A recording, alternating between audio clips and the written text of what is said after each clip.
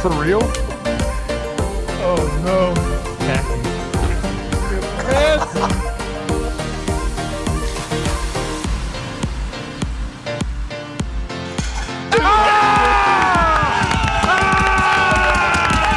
Let's go.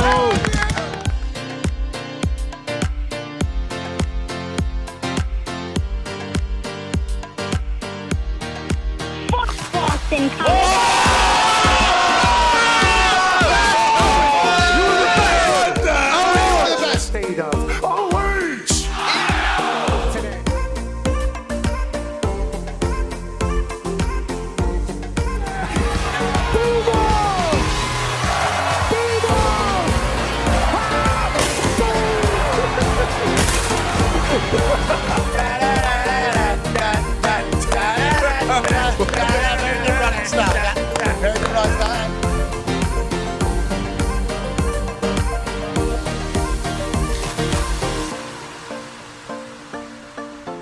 In Berkeley, California. You got it.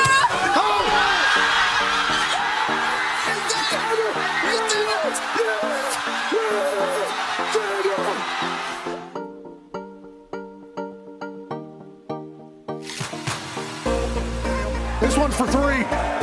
AJ Hawk, $5,000.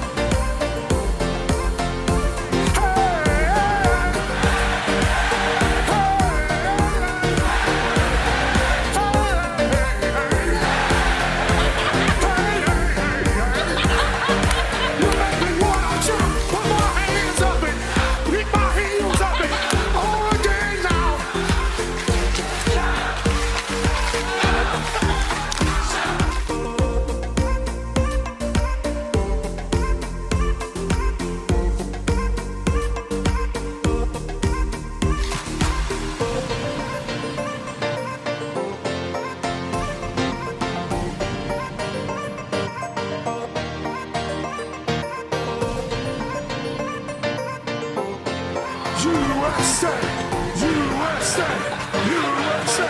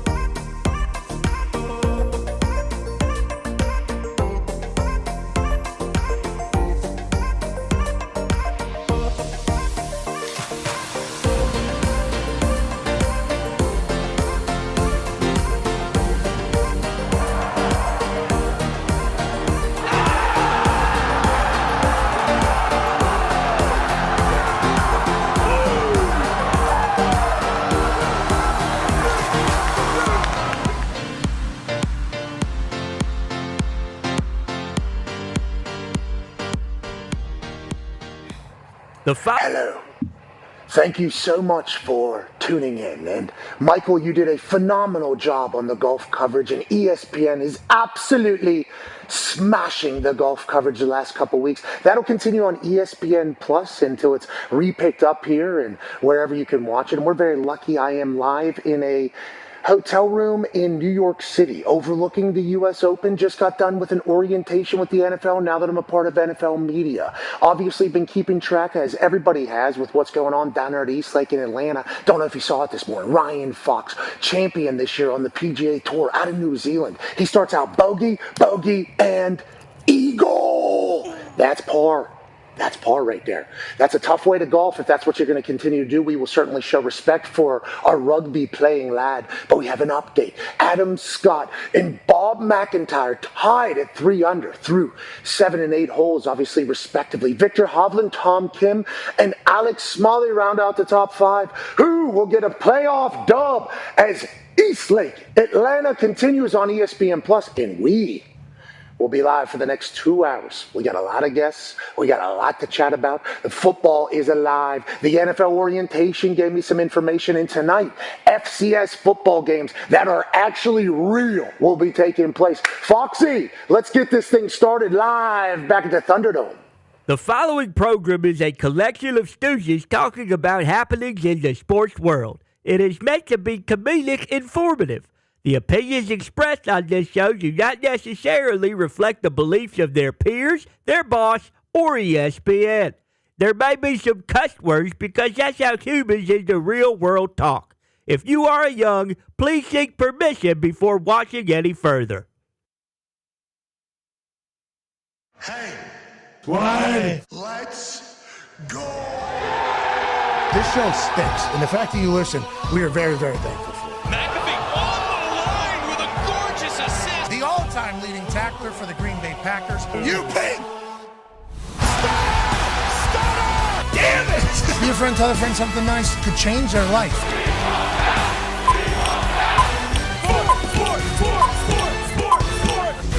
Welcome into the Thunderdome. I am not Pat McAfee. I'm AJ Hawk sitting in at Pat's desk as you saw him join us from an oversized New York City hotel room. Football! It's obviously all the rage, Pat. That place looks amazing. I know Gump is in the background kind of roaming through the little bar cart situation. What's going on there? How you guys doing? I'll tell you what, Gumpy's, I guess he's tending bar, keeping the bar. He is 15 to 30 seconds behind us because what his AirPods are connected to is a delayed version of the show. So anything you guys say about this lad who's up here obviously holding things down in the back, he won't hear for 30 seconds. Just know we're having a great time in New York City. Obviously, this hotel room is gigantic. I have no idea the amount of things that have happened inside of this hotel room. It does feel like it was probably built in like 1920, but the fact that we get a chance to broadcast live from here feels historic. The reason why I am here, the reason why we are here is because the NFL had its like media orientation day for ESPN, where they run through a bunch of different rules. Big Walt Anderson day today. Big Walt. I listened to Walt Anderson talk for an hour and 20 minutes in a boardroom this morning inside the NFL offices. Attaboy, Walt. Walt's throwing a fastball, and I will say we have given Walt a lot of problems and a lot of gruff. Okay, for a lot of things. He certainly loves football, and he is obsessed with all the rules. Jason Kelsey obviously asking a few questions about some of the rules, and, there's some offensive pass interference, illegal contact, shaving rules that have been heightened and added, and, this thing's 2.5 hours long, so if you're asking questions, it's only going to expand that.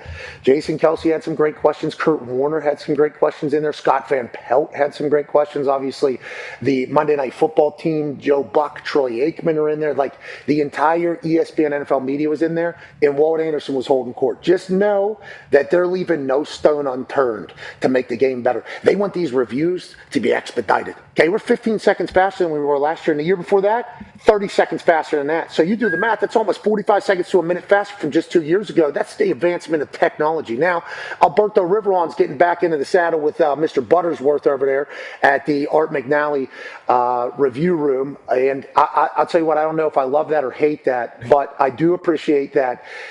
It was very evident that Walt Anderson is very invested, loves the ball, football, loves the league, and they're trying to get it right. Now, Walt's 70-something, Alberto Riveron's 60-something. I mean, it's like 130-some years together, obviously, doing the reviews stuff. But Butterworth's in there holding it down. I like what we're doing. I like what I saw. I saw a lot of slides about, the initiatives that are potentially going to be pushed this year. It's like we got a huge year for the NFL, and obviously very lucky and thankful to be a part of that. The hip drop tackles, very rarely called in the games, normally become a review, but now there's obviously a strike thing that's going to be happening. If you get a couple of these, 3 of these, you're going to be suspended a game. It's like, I think they are trying to make things better for what the current state of football is, but obviously it's a Titanic. It's a sport that everybody loves, and I mean, Jason Kelsey is offensive lineman.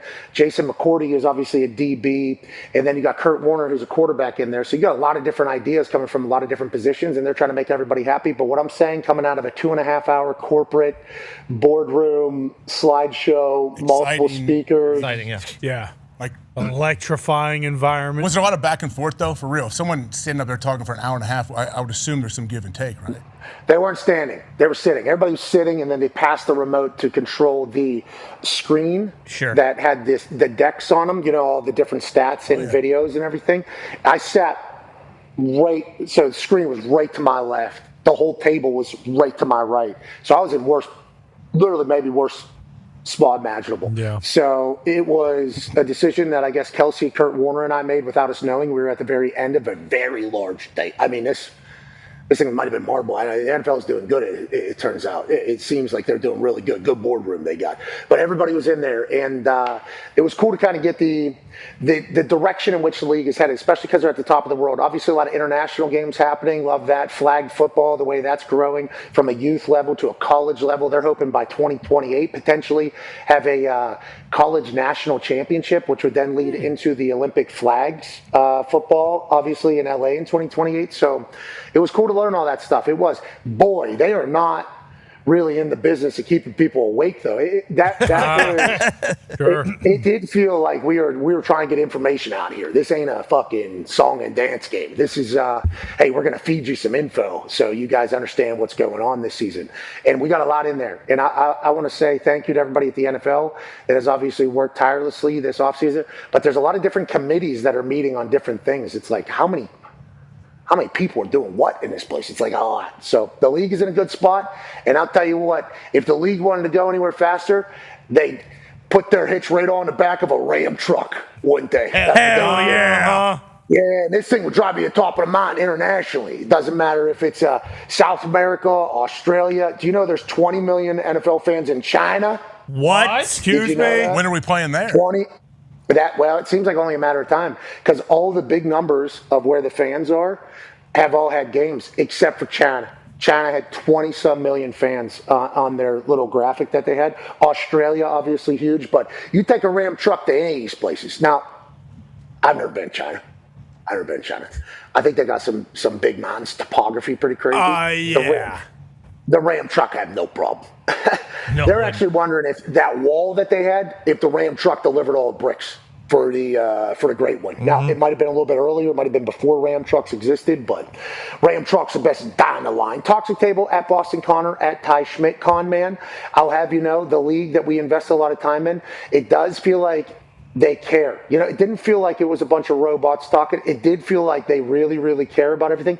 There were some little tweaks to the kickoff rules and things. Ooh. They're talking as if it's like a Super Bowl change that you get an extra floater that can move in the lineup zone. So I feel like the NFL's in a good spot. And forget all that. It's FCS football. Youngstown State's playing tonight, Con Man. North Dakota's playing tonight, Con Man. There's big spreads because we got good teams playing real football. Should we be as jacked up as we are for this, or are we all watching the last preseason game where we only have our batch of preseason games where we only have one starter playing tonight, which is Justin Herbert, Con Man? Yeah, that's fair. And the Patriots are playing tonight, which is cool too. But some of these games start at 6 p.m., okay, on ESPN Plus. Yes, we should be jacked up. This is like kind of the first sign that football is back. First time that real football is back. Yes, it's FCS, and I get that. And sure, half these schools, if not all of them, I don't know what state they're in or what their mascot is or who's on the team or who's the head coach or who's the quarterback or any of that stuff. That doesn't matter, okay? Because we've been going through training camp and these preseason games. And preseason, of course, is awesome. I'm excited for the Patriots preseason game tonight too. But this is real football. This counts towards a record. And who knows? Maybe one of these teams you watch tonight, all of a sudden you're thinking, you know what? I'm going to be a SIU Saluki fan going for it for the rest of the season in the FCS, or a Maine Black Bear fan. There's many different teams up there. I'm just saying, and some of those teams are ranked. Like this isn't just like the worst teams in the FCS. There's some top 25 as FCS football teams on there that's going to be showing legitimate football. So yes, the spreads are big. Whatever, you can still go on DraftKings and place a couple bets, make it more interesting as well. It's going to be fantastic tonight. Responsibly, obviously, huge spreads because we have no idea what's going to happen with FCS game. But preseason tonight, and I'm pumped about these preseason games. We get Stetson Bennett taking on Justin Herbert. Let's go to one half of the hammer. Dahn. Cowboys, AP Tone. Jim Harbaugh said what? Herbert gets 1 series last preseason game and then 2 series this preseason game, depending upon how it goes. I know they've had some injuries. He's the only starter that we see, unless Fernando Mendoza is obviously named their starter for the Raiders. But we got some good teams playing tonight. We have a starter playing tonight. Herbert looking at 2 series. Is that what Jim told us, or what do we know about all these guys? Yeah, last time when Jim was on last week, when his dauber was Dahn, he told us 1 week or 1 drive last week, which I believe was a 3 and out. So I assume they're going to want better drives this week with Herbert, and he told us 2 this week most likely. Obviously, things can change in that situation. The only other one where your starters may pop up, or a starter may pop up, is that Raiders one. They said Kirk, if he does go, it'd be very quickly, maybe a series or so. So probably getting a heavy dose of Fernando there. And then the other ones, I mean, you're getting some preseason quarterbacks that have been very, very solid. Mac Jones, and then obviously the Rams quarterbacks, both of them with Stetson raising hell, and Ty Simpson, and then you got, my Paisan up there in New England. I think it's going to be a good night of preseason action. Obviously, the Steelers, we don't know who's going to start there, but I assume a heavy dose of Will Howard and Drew Aller again. But it'll be a nice, beautiful preseason night there tonight. Okay, so for the Pittsburgh Steelers, Tone, I heard Ben Roethlisberger say, cut Mason Rudolph. AJ, did you hear that? Whoa. Everybody's getting real worked up in Pittsburgh about what Ben Roethlisberger's saying, but I think he did say, unless you're going to carry 4 quarterbacks, which is a lot of quarterbacks, okay? And I know there's 1 quarterback on a roster that can be deemed a quarterback, but he doesn't go towards the 53, especially if he doesn't play any other positions. He's just quarterback because they don't want to get in a situation where nobody can throw a football forward. But for the Pittsburgh Steelers, Aaron Rodgers is your starter. Yep. Then you got Will and Drew. Obviously, Drew, high draft pick here. Will Howard's been around since he gets drafted to from the Ohio State Buckeye National Championship team. And then Mason Rudolph, who McCarthy said, Mason Rudolph play a lot of good football. So it's a very fascinating thing that they seemingly have a plethora of quarterbacks, but do they have any quarterbacks that you could get rid of and another team won't pick up immediately, which is kind of an issue whenever you come to the end of training camp. It's like you get cut from a team, you're potentially getting signed to another roster immediately in a completely different city, and the team doesn't even have an opportunity to keep you there. It's like with the 2 young quarterbacks they're thinking about the future, either one of those guys you get rid of are going to get picked up somewhere else.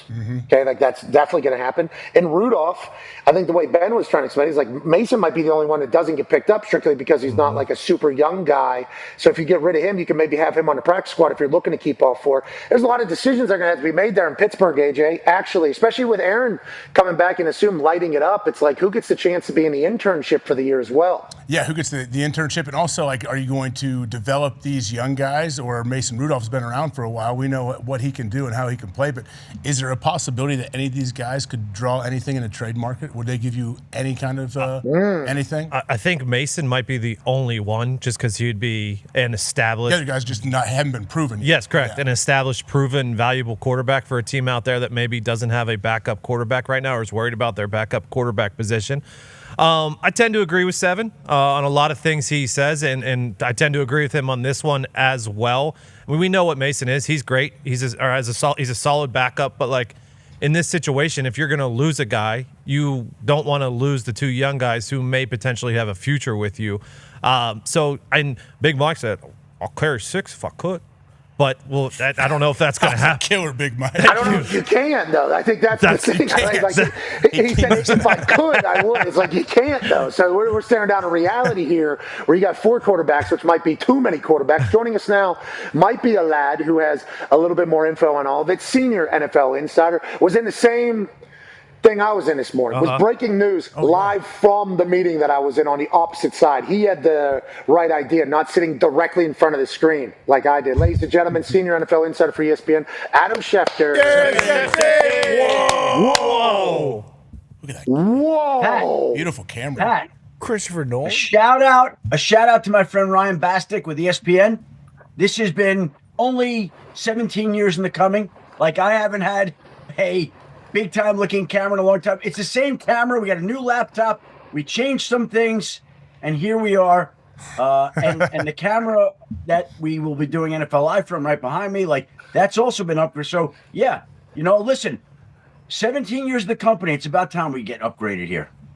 Okay, 17 years doing this. We appreciate your service. And shout out to Ryan fucking Bastic. You look fantastic. Serious, you do. You have a little glow to you. So shout out to Ryan Bastic doing that. How about the NFL meeting this morning before we chit-chat about the Steelers or Alec Pierce being activated in Indianapolis and running like a damn deer? Woo! Everybody's eyes are lighting up. I don't know if you see that what's going on there. Before we get to that, NFL meeting that we were just in, what did you learn in there? Boy, do you guys do a lot of those types of things? So what was that we were in there? A lot of information, big boardroom, big table. I liked it. I did like it. I like to see the entire team together, but it was a flood of info, I would say, that we day to day already know, but like everything the NFL is kind of catching up on. Did you pick up anything that maybe I should have paid attention to a little bit more? Anything you hear in there? That's a meeting for the broadcast. It's more for Joe Buck and Troy Aikman than it is for us, right? Like, they're in the middle of games, and so there are rules, there are things going on. You talked, you saw the sunscreens they have on the benches that they're having this year, and cameras, like what? All sorts of rules. Look, the NFL does this meeting with each of its broadcast partners every summer. Been going to that meeting for 17 years. I personally, I've never taken something that I've gotten there and be like, okay, breaking news. That's not what that meeting is. It's just kind of a primer for the season. They talk about some of the changes. They talk about what they're looking for. They talk about the new rules change. All that stuff, Pat.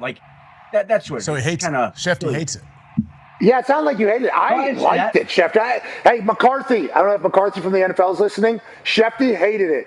Shefty hated it. That's what he was just saying right there. 17 years I've been going to this thing. I don't think I ever hear anything worth a damn. That's what Shefty just said. McCarthy, I loved it, man. Not McCarthy, I loved my job. I enjoy it.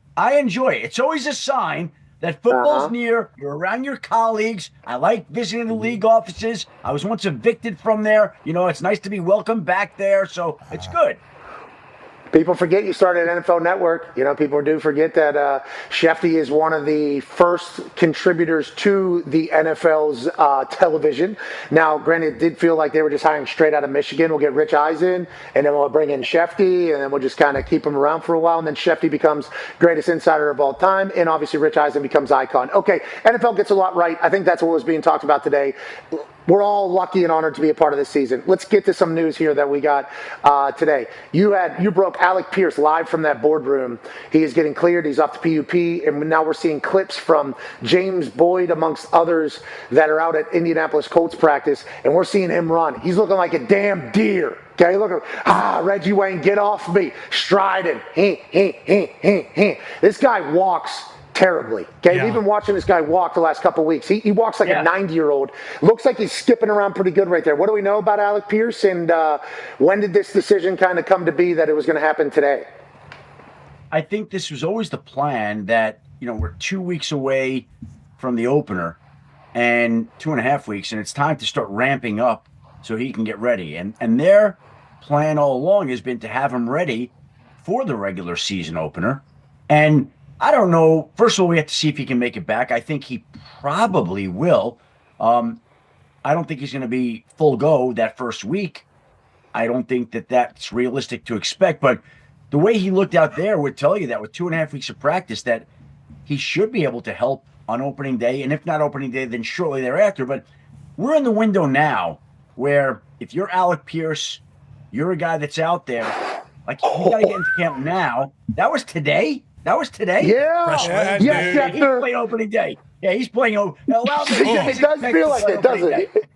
It does feel like it, because they kept using the word hope. And I was scared to death, because you and I both know, and all of us know that cover the NFL, it's like hope is like an easy word out of a hard answer. We hope. Yeah, we hope. And that kind of scared me that they kept saying that. And then whenever you reported, and I looked at you in the middle of the meeting, whenever you reported that Alec Pierce is back, and I was very excited, because he was telling us at the softball game, he's like, man, I'm good. I feel good. Look at my calf. He said, is there a lot of, what's that called, AJ? Whenever you're one. Yeah, he was like, how's my calf atrophy doing? Pretty good, huh? And then he walked terribly away from me. Okay, he walks terrible. So I was very scared that this was never going to happen, even though they kept saying he was hoping. He looks good. He's a freak athlete. And I know what he looks like, AJ. That's not, he's. What do you mean? He is an explosive player. He looks amazing. I know what he looks like. He looks super explosive, his vertical is 48. He looks like a stud. What do you mean? He does kind of look like Cam Hazard of Hazardous Stunks, the greatest dunker that's kind of on the planet at this moment. Okay, AJ has a question for you, Shefty, as we celebrate Alec Pierce being back. Yeah, Shefty, what's the deal with the NFL? What are they doing next year as far as fines and getting ejected from games and all of that? Hey, if I knocked a guy's head off previously, like it's not going to count against me this year. How's that work? All right, well, these are the 5 categories where if you have 3 violations, then you're going to get suspended for a game. Hip drop tackles, horse collar tackles, launching, hit on a defensive player, blindside blocks. The league and 3 in one season? Yeah. 3 in a season. Okay. 3 in a season. Okay. Now, there's a lot of tentacles to this. I will say this. I got a bunch of texts last night from people saying, like, what are we doing here? How about, like, using your helmet as a weapon, which I guess could qualify in the launching category. But they're like, how many of these penalties wound up being enforced last year? They wonder the effect it would have. Again, they're trying to make the game, what is an inherently unsafe game, a little bit safer. And I can tell you it met with mixed reactions from the text messages. I think people are a little skeptical about whether or not it will really help. But again, you have to applaud them for trying.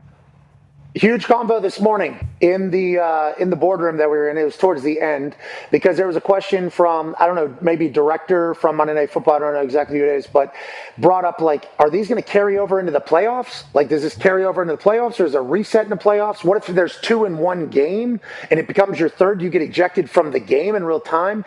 And basically what Walt says, it sounds like it's going to be a reviewed strike. So if something's called in the game, even if it stays, they're going to review it Tuesday, and then they will announce whether or not a strike happened or not. I think, right? Shefty, is that not how you heard the way Walt was explaining that? Yeah, no, that was the way I interpret it. That's correct, but I think you have it right. Yeah, so it'll be reviewed. Everything will be reviewed, and it'll be decided not in live action whether or not you get your third strike. Like, it's not happening in the game, and then it would carry into the playoffs, I think, if it was still this season. Yeah. So that was a big part of it. But anything before this season isn't like being held against you. It's like everybody starts at 0, and then if you end up in this bucket Tuesday, it'll be announced that you basically got 1, and then it kind of goes from there. Is how I took it. That was at the end. That was our what would that be? 140, I think, maybe 1 hour. Yeah, I forget what it was. I was trying my best, man. I really was, because I wanted to learn a lot. But that was a big conversation piece, because it's like, our guys going to get checked like third quarter of games. Like, our guys going to be like, hey, it's your third strike. You got to get out of here, because you don't even think about that whenever you just see the rules. But then whenever it mentions, like, oh, it is like that, and then it's like, no, it'll be reviewed afterwards. That's kind of how they're adjusting. So if you get a third one during a game, sounds like you should pick up 6. Yes, keep for going. The rest of that game. You have to keep going. Yeah. If you get one in the first quarter and it's definitely your third one, I don't think they're going to be ejecting you until Tuesday. You should pick up 4 or 5 more. Mm-hmm. What if is this even possible? What if you launch yourself at a guy, grab his horse collar tackle, and then hip drop him to the ground? Mm-hmm. Try that play. The hack trick. He had thrown out of the game and suspended right then and there. Hey, so it would be funny watching the ref go, hike one, hey, right there, 1, in that entirety. But they are legitimately, it does feel like, and that was very evident from this meeting today. It's like, it did feel like everybody in there loves ball, which I'm grateful for. They are legitimately trying to preserve ball as much as they possibly can. That was the angle in which it felt genuine in that meeting. And there was a lot of suits and stiffs in there, but hearing their goal is to be the best for the game and for the league was good for me to hear from them. I think, and people should also know that they think, okay, let's move to more NFL news. Harbaugh goes over to Giants. It brings over Ricard. Obviously, Jackson Dart's a big guy, but you got that boy Scadaboo over there. And it's like, wait, Harbaugh loves everything about. Does he? Tone has a question for you. Yeah, Shefty, there was a report yesterday coming out of Giants practice that Scadaboo was raising hell, okay? And the defense was just tired of it, just tired of his shit and his act. Yep. And then there was actually a player that came out and tweeted, all right, relax. Don't try to start something. And Harbaugh said he's infectious, but we need to make sure it's infectious in a good way. What have you heard about Scadaboo in the Giants in that situation? Is it a whole bunch of absolutely nothing?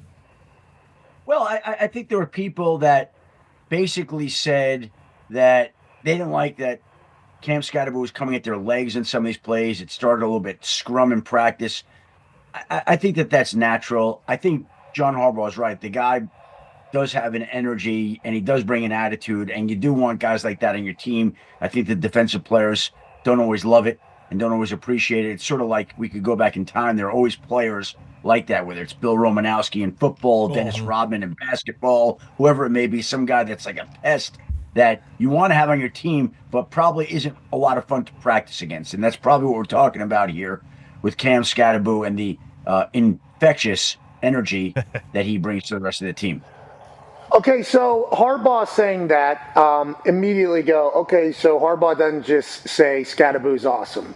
He's not just like, hey, that's our Scatterboo, which some coaches might do in that moment, actually. Be like, hey, Scatterboo, whatever. He's not like... Harbaugh, how do we think like the team is rallying around Harbaugh? Because we chit-chatted about them going down to West Virginia and there was no good, hey, we're doing football. And then we talked to NorthJersey.com's own Art Stapleton. Big Art. Art Stapleton, and he said if it's 2.5 hour practice or hour 40 practice, whatever, every single minute is being used. Like, how do we think the Giants are taking to the Harbaugh culture as a whole? And inevitably, how do you think it ends up for him this season as we sit on August 27th, 2026? Well, they hired him because they wanted the exact things that they've gotten out of him so far. They wanted more order. They wanted more structure. They wanted more discipline.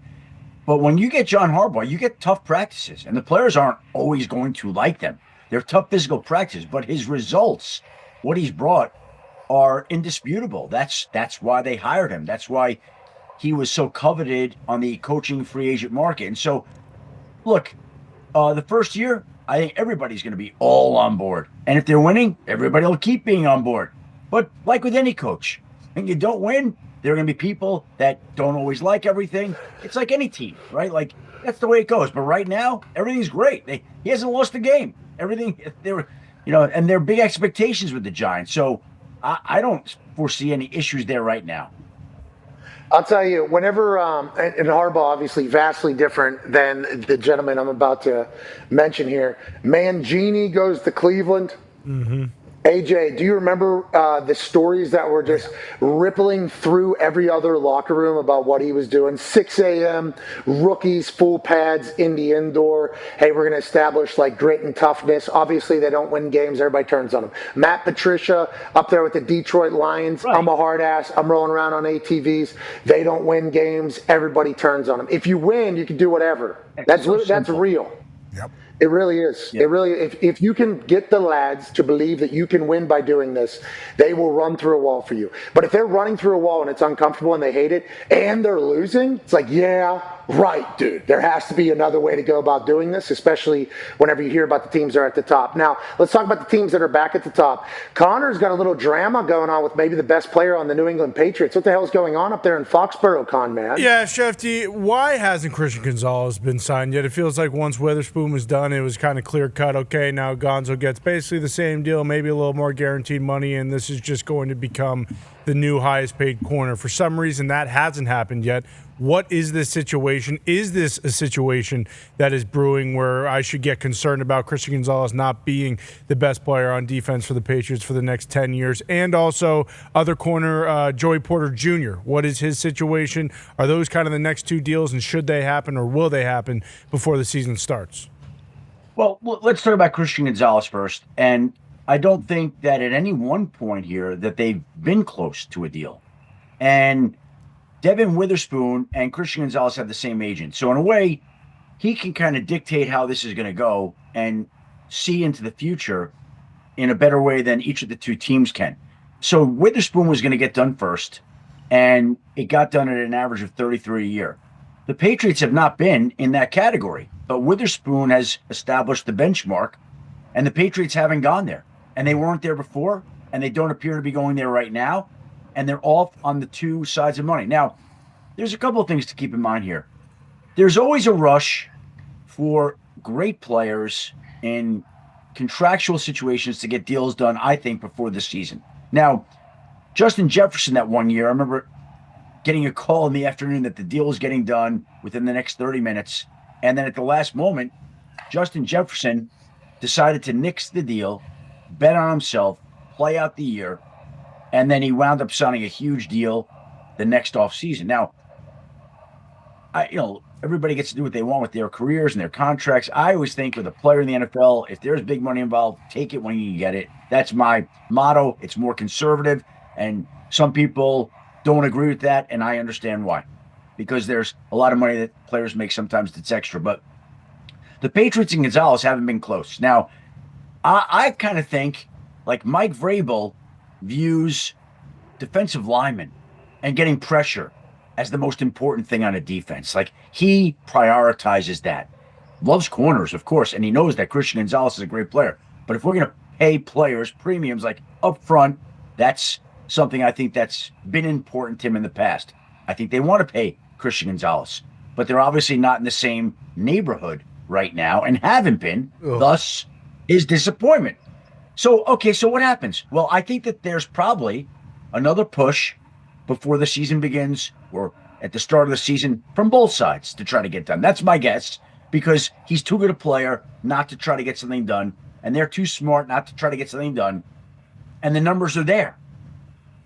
But if they can't get something done, that just makes me wonder, like, where is it going in the future? What happens then? Do they wait till after the season? Can they do anything then? Would they even be willing to listen to potential trades for him after the year? Like, is that a possibility down the line? I think it opens up a whole range of options if they don't have this deal done at the start of the season or a couple of weeks into the season. Okay, so Gonzo's going to be Indianapolis Colt. I like hearing that. Just, no! No, I mean, Gonzo obviously. And Joey Porter Jr. Joey Porter Jr. also, they haven't appeared to be close either to a deal, and they've never gotten close. And he's still not practicing, and he's on pup with a back injury, and backs are often confused with contractitis, so that the two are related.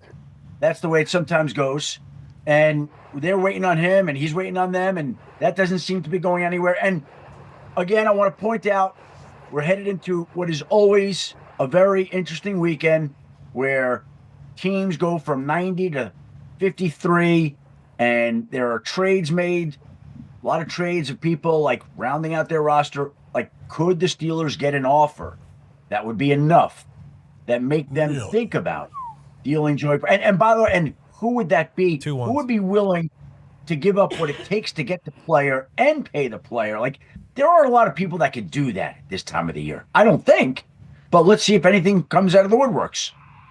He hasn't practiced for a while. How long does it take to get back into actual game shape if you're a corner? Like, I have massive respect for Joey Porter Jr. and his family, and I like how all his teammates are saying this guy deserves to be paid, and you start looking at the film, you start looking at the numbers, it's like, yeah, he definitely deserves to be paid, especially because he is Pittsburgh, generational name and everything.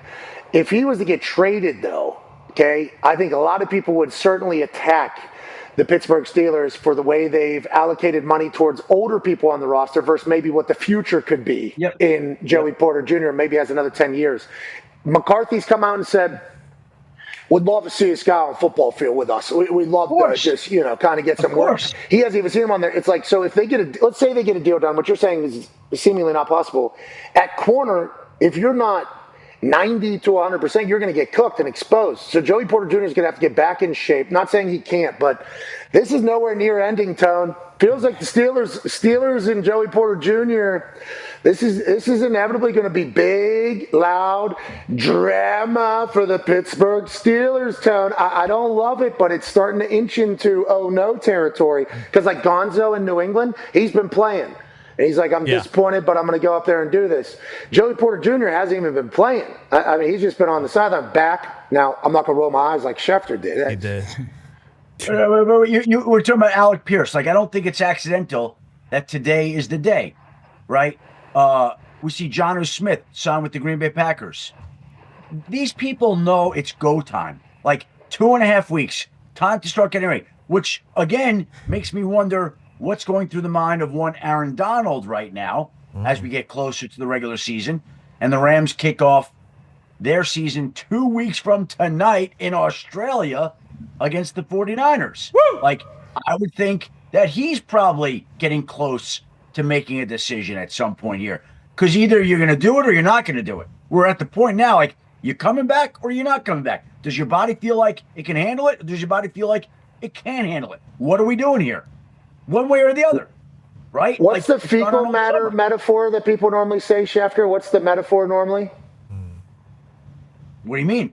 Oh, I know. Yeah, right. That or get off the pot.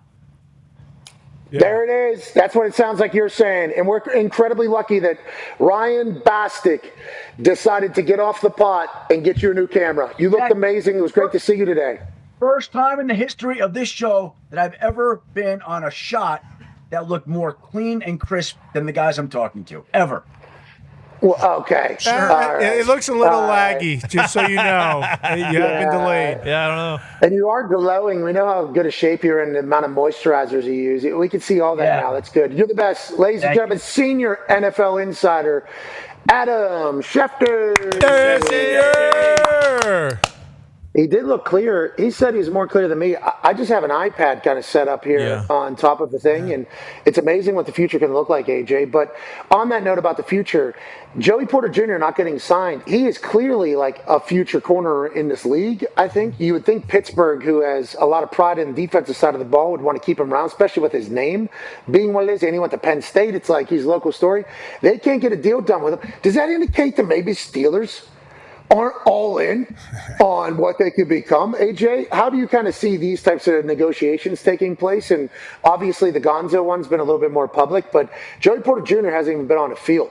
I mean, that's a gigantic deal. That's a gigantic piece of news, I think. It's a huge deal. Tone, what is it? How many touchdowns has he given up? One in the last 3 years. Which is just, it's wild to think of. But no, I'm sure the Steelers absolutely want him on the field, but they don't want to pay him top dollar for what it takes to lock up a corner of his stature. And you know, to Joey's credit, he's hanging out and saying, all right, well, I guess I will hang out and nurse this back injury until you figure it out. But what is the end game? Is he willing to miss regular season games? That's the thing. Yeah, and I hope he kicks the door down like TJ Watt did a few years ago and gets this done, or Senior does.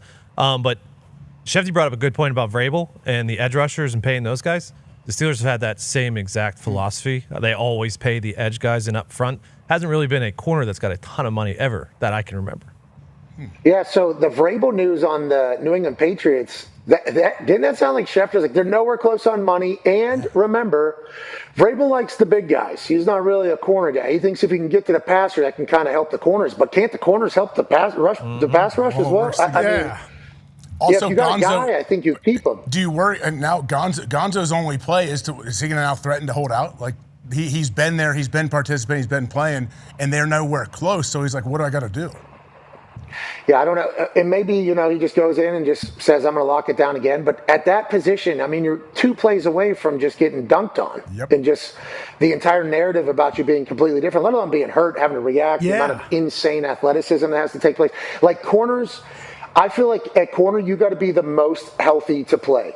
Because if you're banged up at all, they will expose you. And the exposing is like deep, explosive touchdown plays. Mm-hmm. Like you are losing the game for your team.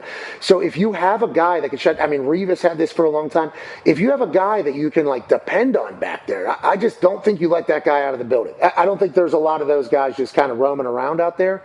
And maybe the Steelers and maybe the Patriots just kind of think we could find others to potentially do something similar, especially if we were to change up the scheme or whatever. But I don't like losing unicorns, man. I don't like that at all. But I'm not the one that has to write these checks either and figure out what a salary cap is. We'll continue to obviously cover all the drama happening around NFL rosters as we inch closer to the regular season, just 2 weeks away, as Schefter just pointed out. Tonight, final preseason game slate begin. FCS football starts tonight. There's a lot of magic happening around the sports world. And there's also a lot of unifying that sports can do for an entire country, an entire world, and for a community that potentially needs it. This past summer, we watched our men's and women's hockey team, Team USA, win the Olympics in a huge way. Numbers were bigger than they've ever been. Rallied the entire country is a beautiful thing. And after the men's team won the gold, there was an emotional moment for everybody as the Gaudreau family was welcomed onto the ice because everybody knew that Johnny and obviously Maddie as well should have been a part of this particular team and had been a part of this team for his entire life. The family was celebrated, hockey was celebrated, and as the eyes of the entire world were on this hockey team, they wanted to show love to somebody that's been a part of their life for the entirety of this hockey journey. It is obviously something that only sports can provide. I love that the lads did this, and joining us now is a woman who has had to be very strong in public. I assume it's been a wildly emotional journey, but now announcing alongside USA Hockey, trying to make the world a better place in however she can do. Ladies and gentlemen, joining us now, Meredith Gaudreau. Hey, Meredith! How you doing, bud? Hi, thank you for that. Hey, no problem. Badass stuff. Obviously, we know none of this is easy. You know, like this is not an easy thing to kind of be put into out of nowhere, especially with the entire circumstances around it and everything. So thank you for being a badass publicly, and everything you've had to do for your family behind the scenes. We respect the hell out of that. You just need to know that. And also, shout out for doing what you're doing with the Gaudreau Foundation, raising money for hockey and for obviously other victims that have been through similar situations and families that have been through what you've been through.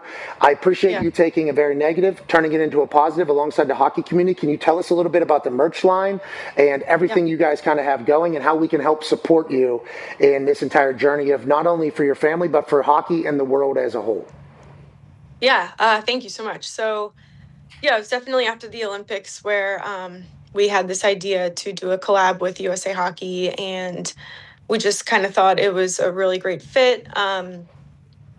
You know, it was something that John really, really wanted to be a part of, and the merch stuff is fun for Madeline and I to be a part of and help design, and everything we do, we try to keep it within John's style and Maddie's style. So I'm wearing one of the hoodies right now, and yeah, I think it's really cool. You know, those guys brought light to John's name, and I really appreciate that. So if we can bring light to USA Hockey, you know, I think hopefully people like it, and it was just kind of fun to have our two worlds collide. Hell yes, and also making the world better. So we're thankful that you're doing that. Now, I must say, badass collection of merch right here. Okay, this is a good-looking slew of things. I will rock that hoodie there. Okay, there's one shirt that is a little boxy with my style of build to make me look like a fatso, so we can't be doing that, Meredith. But everything else there is phenomenal. You can go to shop.johnandmaddie.com. It's a soft launch of a website, which we don't completely understand, but we know it's operable right now, and we can purchase these things. Can you also tell us a little bit about the golf outing that's coming next summer? Because I think, I don't know how many spots are possible, and I don't know how much you're charging. You need to up that because I assume the entire world's going to want to go to this, but you're kind of just getting started in this entire venture, it feels like, in the golf outing coming next summer. Is there any other things you have on the horizon, and how do you kind of view this entire journey you're about to go on? Yeah, so that'll be our first big event. I'm close with Kevin Hayes. He was John's best friend, and we were chatting. You know, he always checks in on me, and he actually thought, you know, why don't we join forces and have a golf outing together? So the John and Maddie Foundation, we're going to join forces with the 11 Fund and have a really big golf outing up in Boston.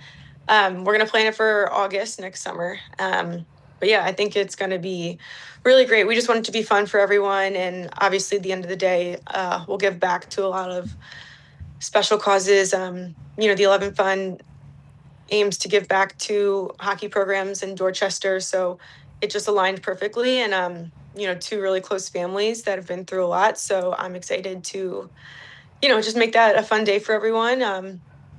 And August 2027 is when we're going to plan it for. So we'll definitely keep you posted as we plan more with that. We would like to reserve one. What's the price for these? What are the price for these? You need to up the price. I don't know. I mean, this world is new to me. I have a great team that helps us because I am like, I don't know anything about any of this.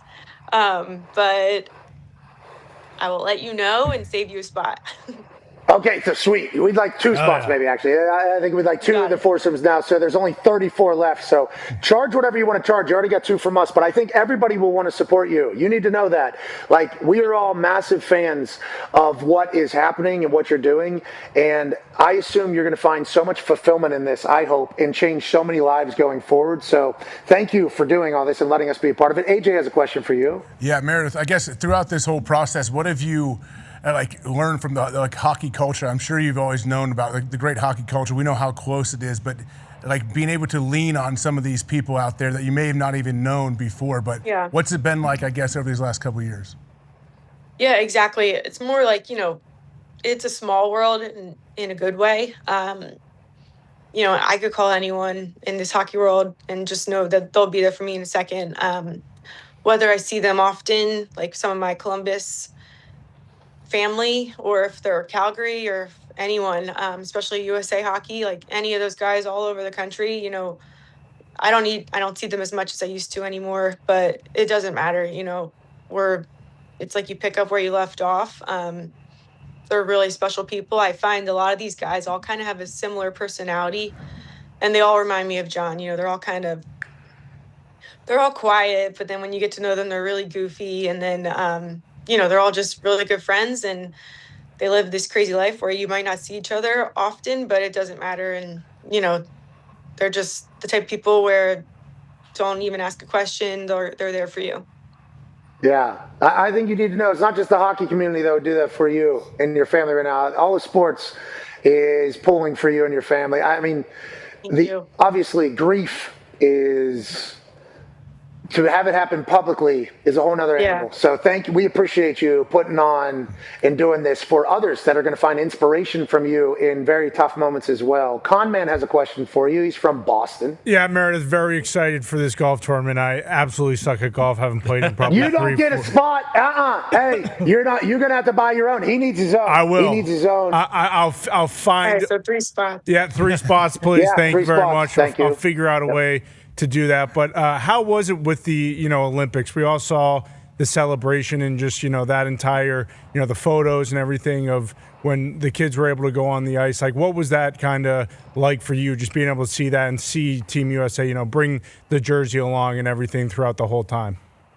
Yeah, it was incredible. Seeing the jersey is really heavy. I'm just looking at it like it's so surreal. I'm like, is this even real life still? And then seeing my kids be a part of it, it was, just one of the most special moments for us. When I just always think about when they're older and they can watch that video and look back at that, they're going to be like amazed. I think it's one of our most special memories. And I just kept thinking, that's the biggest stage ever. And John's name was a really huge part of that. And, I know it was so important for him when he was here. He was really working towards that. And it was just kind of a moment where I was like, yeah, John, like, you made it, you did it. like, so I was really proud of him. I'm really proud of that team. So it was really cool. It was almost like a shift in, this grief journey is really difficult. It feels like yesterday everything happened, but that was a day where I was very, some days are just more special than others, and they're all really hard days, but that was when I smiled back at a lot. Good. There's going to be more of those, especially on this journey. And know that we all got your back. Shop.johnandmaddie.com. Obviously, get some incredible merch to help an incredible cause. We appreciate you driving the initiative and keeping it moving. And, we'll take 4 of those spots. We'll take 4 of those. Yep. We'll do 4 of those spots. We'll give it. Once again, you need to up these prices. I don't know what you guys are planning on charging. I don't know. You need to know. I'll say this publicly. You could charge me whatever the hell you need to charge me. So you could go and do it. I'll publicly put myself in this spot. I lose leverage all the time. You can't do that to me. You can't do that to me, please. Those same rules don't apply. It'll be a buy one, get one free. There it is. Yes. No, it will not. No, he's got to buy 2 to get 1. I think that's what we're saying. We need to do more. We do more of that. We appreciate you so much, okay? And let us know if we can ever do anything for you. Thank you very, very much. Thank you for having me. Thank you for your kind words. Yeah, no worries. Ladies and gentlemen, it's Meredith Gaudreau. Yeah, Meredith. I think those will sell out quickly. Pretty quick. And the golf outing, like, I appreciate just like, golf outings are just like a fundamental fundraiser event, normally not something that is just so national appeal. As soon as we got sent the information, like, hey, they're having a golf outing next summer, it's like golf outing has only 36 teams, right, Max? I think like only 2 per hole. If you do that, I assume you can do it different ways. It's like, the sports world is going to want to show up for that. Like, you know what I mean? Like, I feel like that's why they need that price of those. Uh-huh. Mm-hmm. That needs to be really high. Whatever it is, triple it. Yeah, especially for Connor. Probably like 10. You know? Yeah, no doubt. And their like the footprint in Boston they have, because the Hayes family also from Boston. They both went to BC and played together. So like the amount of people from New England, Massachusetts that are going to be juiced up for that would actually pay whatever they decide to make it. Like that thing will be packed. And the amount of hockey players. Yeah, the amount of hockey. Yeah. Players. Oh yeah. Good golf. Jeez. Some very good golfers are going to be there. So there's going to be so many good golfers there, because if the hockey players are playing there, we will show up and we will obviously represent in our hack a golf course fashion. Don't you worry about that. We will bring down the quality of golf for at least the tune of 3 spots, maybe 4 spots. I almost offered up a night for her and all of her friends down at Live. Because I don't know if you got it, but I didn't. I held that back. Whoever wins the golf tournament, we might offer that up. We'll see how that goes. But we are certainly lucky and honored that they asked us to even mention and talk about that. I'm pumped for him. Jamar Chase, okay, let's pivot back to the NFL. Had a scary, that hyperextension looked nasty. And I think when you watch that clip and then you realize that he didn't have season-ending injury happen in real time, I think you can just kind of assume that maybe some people's bodies are pieced together a little differently. It was nasty. Ugh. I mean, that's just nasty as soon as you see it. You don't know. Is that an ankle? Did his knee pop? Was it a hip? And then you see him crawl, and then when he gets up originally, it's like not putting any weight on. It's like, holy hell, this is a gigantic issue and story for the Cincinnati Bengals, especially with how much they've paid their wide receivers to be great. Turns out he's going to make that. AJ, I don't know how. I don't know. Some people, I guess, bodies are just built a little bit different, but Jamar Chase, scary one. And this is what everybody is kind of scared of whenever it comes to training camp and these joint practices and preseason games, like holding your breath that your star doesn't end up having a situation that ends up with him being gone on a routine type situation, AJ. Yeah, this is a play that every coach and GM and owner just, they hate to see it. But it's Jamar going and doing this like local radio interview afterwards made me and a lot of people in Ohio where I live feel much, much better about it. And it is crazy that he's kind of unscathed from this, right? I know he said a little hyperextension. It looks like it's a career ender for a lot of people, but the fact that, it probably doesn't hurt that he's super athletic and he's in perfect shape and he, runs faster than everybody, can jump higher than anyone else. That helps a little bit.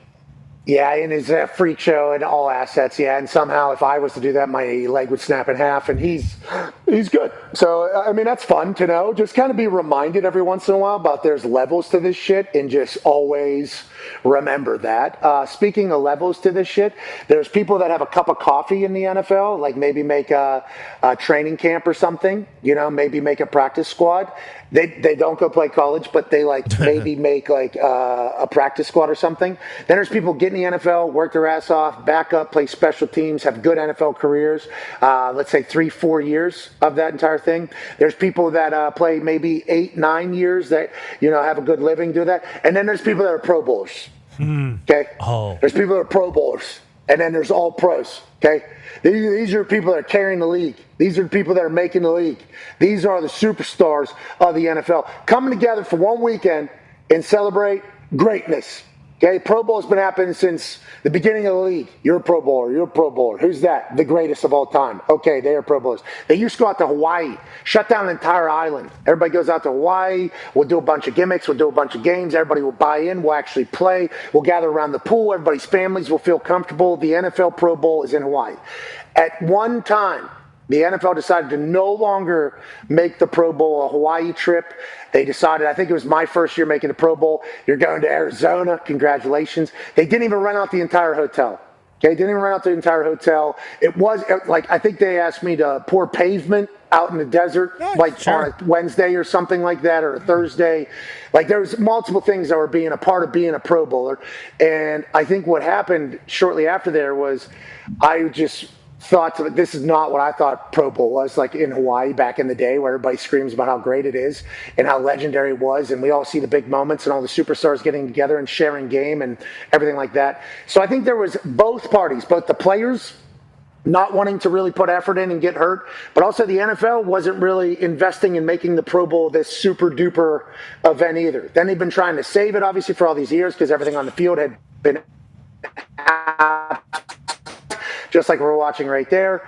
And now, inevitably, I think as I lose a little bit of service there, as I'm talking about the NFL, and I'm just a block away from them, there's a chance that they kind of went into this. Whatever the case, it ended up being absolutely terrible. And now we just have the Pro Bowlers that are going to be announced, I think, and no Pro Bowl games. I hope there's some sort of event or reception where the lads get to come together who are the best in the league. But we know there won't be an 8th alternate that'll get a Pro Bowl jersey or be grittying across the field anymore. I don't know how I feel about it all, but I do know that what the Pro Bowl had become in the Pro Bowl games, nobody was a fan of. So this felt like it was maybe inevitable, but I think a lot of parties are to blame for this, AJ. Boom, right here. Ooh, Sean Taylor. No reason for that. Such a classic Pro Bowl play right there. RIP Sean Taylor, unbelievable play. Yeah, I don't know exactly how I feel about it, but I understand the NFL is just kind of getting out in front of it. Like, can you imagine, like, we have had guys get hurt at the Pro Bowl games, right? Where you're playing dodgeball. Miles Garrett broke his toe. Yeah, Miles Garrett gets hurt out there. So, yeah, they're getting ahead of it. And we know, like we say all the time on here, you can't half-ass football. It's either all or nothing, really. You can't really – it's not the MLB All-Star game where it's baseball is baseball wherever you're playing. And football is different. And I think it's just they're in a tough spot for sure. But, yeah, we'll see what becomes of this, I guess. Yeah, and, you said you can't half it. It's like, and when you do half it, it looks terrible. Mm-hmm. It just looks terrible. And then they go to flag football, and just like we watched in the Mike Rubin super-duper flag football games, it's like flag football is a different sport, too. So, I think there's a chance that, flag football wasn't being given justice either by the NFL guys because they don't know what the hell they're doing. So it's like flag football looks bad, tackle football looks bad, the boys look bad. I think they've been trying to get a right answer in it all, doing brainstorming, but it's like, I think just being a Pro Bowler now is going to be the thing, you're a Pro Bowler, congratulations. Yeah, now you don't have to, I guess, come up with fun gimmick games anymore. That's kind of what they're probably racking their brains for so long. But we got a hard out coming here in a couple seconds. Pat, we will see you on the other side. Rest in peace to the greatest dog of all time, Father.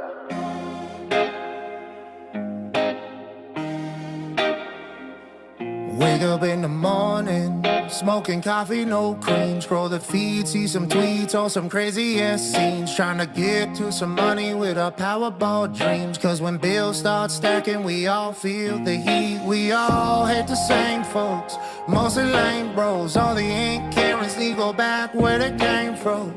Cause we living, baby, we gotta get it daily. Wish we'd all spark up and light up all the shady. Yeah, I got a pit bull and a mugshot, putting cliches up in a tough spot.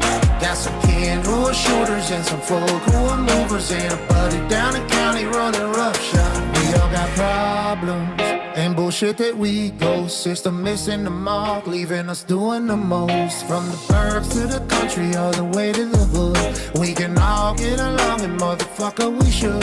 We all hate the same folks, mostly lame bros. All the ink Karens need go back where they came from. Cause we living, baby, we gotta get it daily. Wish we'd all spark up and light up all the shady. Yeah, I got a pit bull and a mugshot, putting cliches up in a tough spot. Got some kids who are shooters and some folk who are movers, and a buddy down the county running roughshod.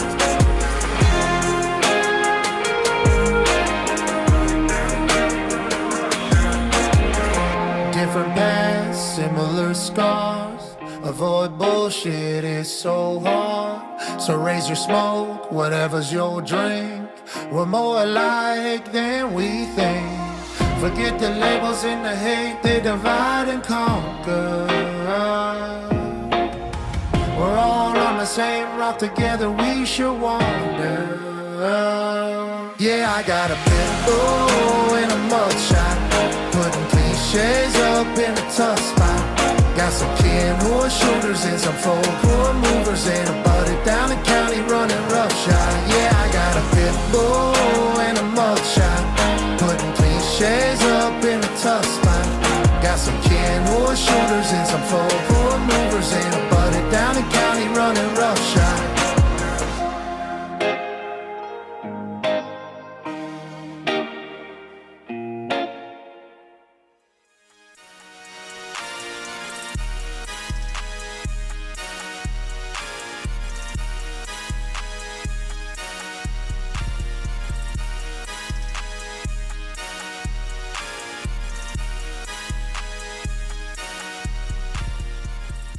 The following program is a collection of stooges talking about happenings in the sports world. It is meant to be comedic informative.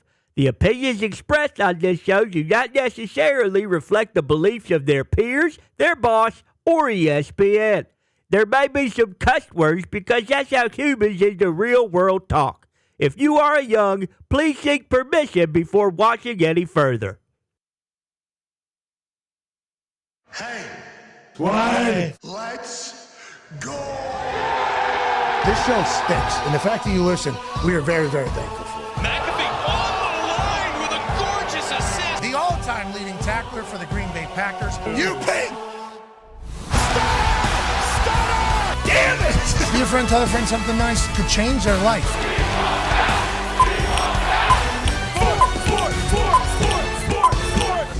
Hour 2 of the Pat McAfee Show, live from Indianapolis, Indiana. I'm AJ Hawk sitting in for Pat here at his desk. He's in New York City going over some big-time rules, the NFL. Football! It's what we're doing, Pat. I see you finally grabbed one of those beautiful apples you had sitting on the table over your left shoulder, I believe, with Gumpy way back there. How is it going over there? What's happening? Shout out to all the pears. Okay, we couldn't tell. Eating a pear. Big stem. Yeah, look at this. Shout out all the pears out over here. Big. It could have been a green apple. Yeah. There is a couple red apples and a banana. I will say this hotel is doing the trick. The air conditioning, 65 degrees in here. Ooh. Okay, it's pumping. Beautiful. It is absolutely pumping because, I started sweating a little bit in the first hour because we had so many good conversations. It was getting hot in the kitchen, So we turn on the air conditioning. It's great. Space is big. We're in New York. The U.S. Open's happening. Good luck to all parties as they play tennis. Mm-hmm. Some of the people who are covering the U.S. Open, okay, are staying in this hotel for 22 straight days. Do you know that's how long tennis tournaments are? Oh, boy. 22 straight days somebody is staying in this hotel that I am in to cover the U.S. Open. That's a rental. That is a long, and we are going to cover it, and we are thankful that it's happening in real time. And all the U.S. Open fans that I've run into, which there are a plethora of, shout out to them bringing the juice, and definitely like drinking. There was a lot of boozing last night. I've never been to like a tennis match. That is a big part of the U.S. Open. Oh, sure. They have a signature drink, I believe. Oh, good for them. I'm glad that because it looks very, you got to be sedentary and you're sitting there. Yeah, but I'm saying, I think it is very that. But it's a party. What you're saying. But I think wine is going down like water. I do believe there is some. They had a great time. I mean, we were around a lot of U.S. Open people last night as we were trying to have a little dinner here. And it was great vibes, great energy as they go on a 22-day tournament to find out who's the best in the United States whenever it comes to tennis. The Talks Table is here, obviously, at Boston Connor and at Ty Schmidt. Ty, how you feeling, buddy? I know you've been battling the last few days. I like to see what you've been going through a little bit because adversity, grit, season's coming. This is what you want from your football teams. Yeah, exactly. And, so that's kind of what I was thinking when I contracted bronchitis over the weekend. I haven't been sleeping a whole lot, so that's kind of been, killing me a little bit. But like you said, I mean, if I can get through this, then that's kind of just I'm kind of just retroactively putting that on both the Packers and the University of Iowa football team. Jordan Love's going to play again. They've had joint practices with the Cardinals. Everyone loves how zany it is. Because they got two brothers that are head coaches and they're going against each other. So I don't feel great. You have some good times and some bad times, but I haven't been coughing as much as today, and I think maybe my body just knows, hey, we got FCS football today. You kind of need to find it within yourself, and you need to enjoy that because I know everyone's talking about Youngstown and how good they are, but I kind of fancy this Mercyhurst ball club. Really? From everything I've been seeing. Yeah, I do. So I'm very excited for tonight. Yeah, but what about UCA? I mean, you talk about the Central Arkansas Bears. They got that big paw. And no doubt. And not a lot of people are talking about Gardner-Webb either, and they should be. Yeah, exactly. It's just baseball, right? Gardner-Webb's great baseball team, right? Good baseball school outfit. I'm not sure, but based on the name, I would assume so. Webb, like web of a glove. I think that probably has something to do with it. but I think a lot of people are sleeping on their football team, and I think they're ready to shock the FCS world this year.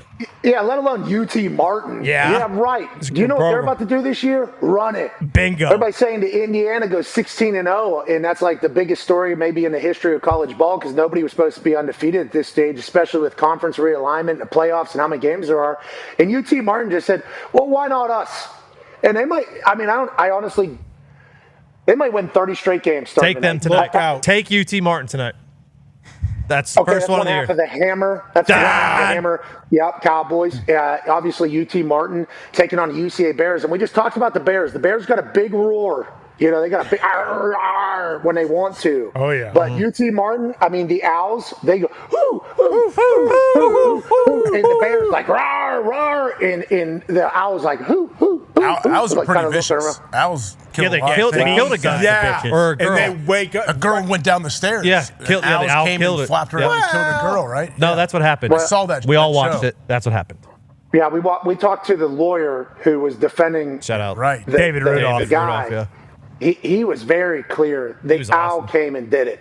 Okay, so I understand that that's their take, and I think old buddy's still in the public pool now, right? And at the end of that documentary, I think he was at a public pool. Swimming? The guy who lost his wife. He was in jail and then he got out. Yeah, something like that. I don't know how he's. Yeah, we need. Nonetheless, don't mess with the Owls. We need, but if you're going to hoot with the Owls, you got to be able to soar with the Eagles, and that brings us to North Dakota, the Sioux. They're going to fly high tonight. Yeah. I think you need to look for the North Dakota Eagles Sioux to go crazy. Are you sure tonight. which one? What's that? I mean, they're 10th in the country. That's a strong program. Yeah. You know what? From this list of teams here that starts their journey tonight, I'm picking UT Martin to be national champions this year. Wow. Okay. Wow. Yep. UT Martin is who I'm talking to. Okay, that's what I'm doing. And then obviously you got a little. Don't sleep on the Cats now, or the Grizzlies for that matter, when it comes to Montana. Well, especially with what they did with that rodeo team up there in Montana State. I heard this year they wrangled more cows than anybody in the history of rodeo. So and none of them were hurt. Not one. Yeah, not one. That was one of my favorite moments. So you want me to tackle this thing? You want me to take it down? What if I hurt it? Oh, I'm sorry. Pat McAfee is going to hurt a 5,000-pound Are you He-Man? Okay. Yeah, you know what? Let us talk to it to make sure it's okay with you doing this to it. It's like, okay, yeah, I guess I'm a little arrogant. I guess that's 100% on me. NFL preseason games tonight. We got Amazon Prime game coming tonight. Obviously, it's a preseason game. Let's go run through it a little bit. Herbie will be joining us here in a matter of moments as the Patriots take on the Browns on Prime. Yeah. Excited to hear where Herbie's thoughts are as they head into another NFL season. Pittsburgh Steelers taking on the Buffalo Bills. Niners taking on Fernando Mendoza and the Raiders. And then you got Stetson Bennett, who's really turning some heads and potential trade bait maybe out of nope, that's not Los Angeles Rams taking on Chargers, who have Justin Herbert, who will be obviously getting a couple series this evening. And then we have some massive news out of the NFL. The Seattle Seahawks paying spree continues. AJ, have you seen what Schneider's been up to over there? Obviously it's all on Hard Knocks, so we're getting a chance to kind of see the behind the scenes of all these deals take place. Shout out to Schneider, shout out to Hard Knocks. Leonard Williams, 3-year, $90 million extension for an absolute pillar and mauler of a Seattle Seahawks defense that is obviously looking to only improve somehow under defensive-minded head coach McDonald's third year as the Seattle Seahawks head coach after already winning a Super Bowl. They paid everybody over there. They love their team. They move on from a Super Bowl MVP. They still have Darnold on a pretty good deal, but it's clear that Schneider knows what he wants his team to look like for the next 5 to 10 years. Do you like it? Hate it? How do you feel about it all, AJ, with them certainly going to have to do some salary cap gymnastics going forward with this many big deals in tow? Yeah, I love this move. I mean, Leonard Williams, he's a guy, too, where, yeah, his stats, everything he does is amazing, but you can't measure a lot of the stuff that he brings to the team. Like, just sheer intimidation, sheer presence, and culture builder, a guy that, like, you know what the standard is, and Leonard Williams is not going to let that slip. But John Schneider on that standing desk, walking treadmill situation, we know he's been doing this for every one of these deals. He's probably been walking, miles and miles every time, like he's Debo and walking to Mordor, wherever he's going in his whole journey right now. But I feel like, are you surprised, I guess, as a 32-year-old, they're saying he's still in his prime, which I believe if you turn on the tape, he definitely is. To get a 3-year deal as a 32-year-old, that you don't see that happen every day. I mean, Joey Porter Jr. right now is trying to get, $30 million a year. So is Gonzo, right? Yeah. And they are in the early stages of getting into their prime. So him being a 32-year-old getting $30 million a year in an extension, I think tells you what the Seattle Seahawks want to do. I think it tells you exactly how they feel about him. But I think it's a massive compliment to not only the way he plays, but the way he is as a Seattle Seahawk and what they want their team to be going forward culture-wise. One of the highlights I saw there was him tackling Jaden Daniels. Hey, they're saying they're terrible at football. Yeah. What do you mean? What's going on over there? They're saying the Washington Commanders might be worst football team in league. I'm like, yeah, right. We got a lot of other teams that are going to be trying to do that, and they're like, worse. Isn't that what reports are coming out of practice? Yeah, there was someone who tweeted, one of their reporters tweeted like that the O-line was just horrendous yesterday, and then he later tweeted in the day like that 3 of the starters were not practicing yesterday for the O-line. And then I went to the Commanders' social media page today, and it was just their wide receivers cooking Ravens starting corner. So I'm not sure everything's okay, is what you're saying? I don't know if everything's okay. I don't. They signed the left tackle, Humphreys, correct? Yeah, from the Cardinals. They did because obviously they lost Tunsil, who was the highest paid left tackle in the league currently. Inoperable offensive line, she says, in one of the tweets. Nikki Jabvala? Yeah. Inoperable, meaning like nothing's working at all. Yeah, I think. Yeah, but they're resting 3, though, is what Tone just said. So, context clues certainly matter. But too, right? I think after you fire an entire coaching staff, like an entire staff, offense gone, defense gone, everything new. Yeah. It's like it might take some time to get things going. I don't want to give up on Jaden Daniels and the Commanders strictly because I think the reason why people want to give up on him is because the whole number 5 thing down at LSU. I think. That's what I think. I think people definitely are part of it. Yeah. And Jaden Daniels is kind of like, we all hate LSU now? Yeah. Am I the bad guy? You sure? Saw a pretty funny tweet about that. Okay. Maybe we take back what we were saying about my mom. Okay. A lot of things are being said about his mom. I love that Jeff Landry just came out and said, hey, gay player, you got to hate the game. So, like Jeff Landry's all the way behind what's going on. And then there was a correction of a story by the authority, Pete Thamel. Jeff Landry said, well, this whole thing's ridiculous. And then he brings up the other injunctions as well. It seems like everybody's on the same page down there, which script. We expected, which is why it was such an alarming thing to see Pete Thamel say there was a 16-0 vote. It's like, so somebody at LSU voted against LSU, and yep, that's what's being reported. Came out, they abstained from voting. It was 15-0. LSU said, we're not voting. That's soft. Now, 15-1, though, has happened in the past for a couple different things. The 15 side always wins. We still don't know what's going to happen in this particular case because if there is another school involved in this type of thing, which I don't want to, just say just like I have been saying, but if it's just LSU that is benefiting from this, I think this is signed, sealed, delivered. LSU will get punished. I think the guys won't play. If these guys end up on multiple schools and multiple teams, which – right, there's rumblings right now, Tone, and there are more rumblings about potentially other teams snooping around as well. There is. I mean, this thing has so many legs and webs right now that I have no idea on what is true and what is not. But yes, there is some more rumblings on that.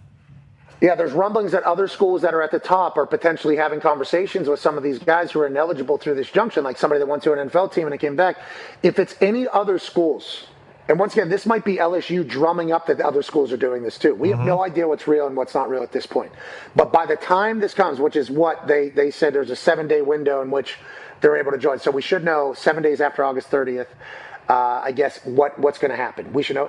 If there's multiple schools that do this, let's say the Ohio State Buckeyes get a guy. Not saying they are, but let's just say the Ohio State Buckeyes get a guy. Let's say Texas Tech gets a guy. They just signed Thomas Castellanos, potential wide receiver, maybe backup quarterback for them down there. Literally just happened yesterday, Texas Tech. Let's say Texas Tech gets one of these guys.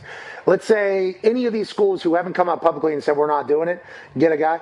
Then I wonder what happens because that's a lot of lawsuits, AJ. That's a lot of lawsuits towards conferences and stuff.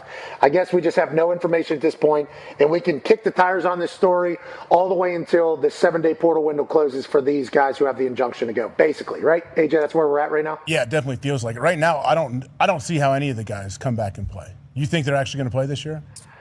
No, I think if if the guys only go to LSU, I think they won't play. Yeah, then it's easy to kind of shut them down. Yeah. I think they won't play. If it's multiple schools that sign these guys, and it's multiple different lawsuits from different angles, I think then it gets. Can you see other schools jumping in now and really hard recruiting some of these guys?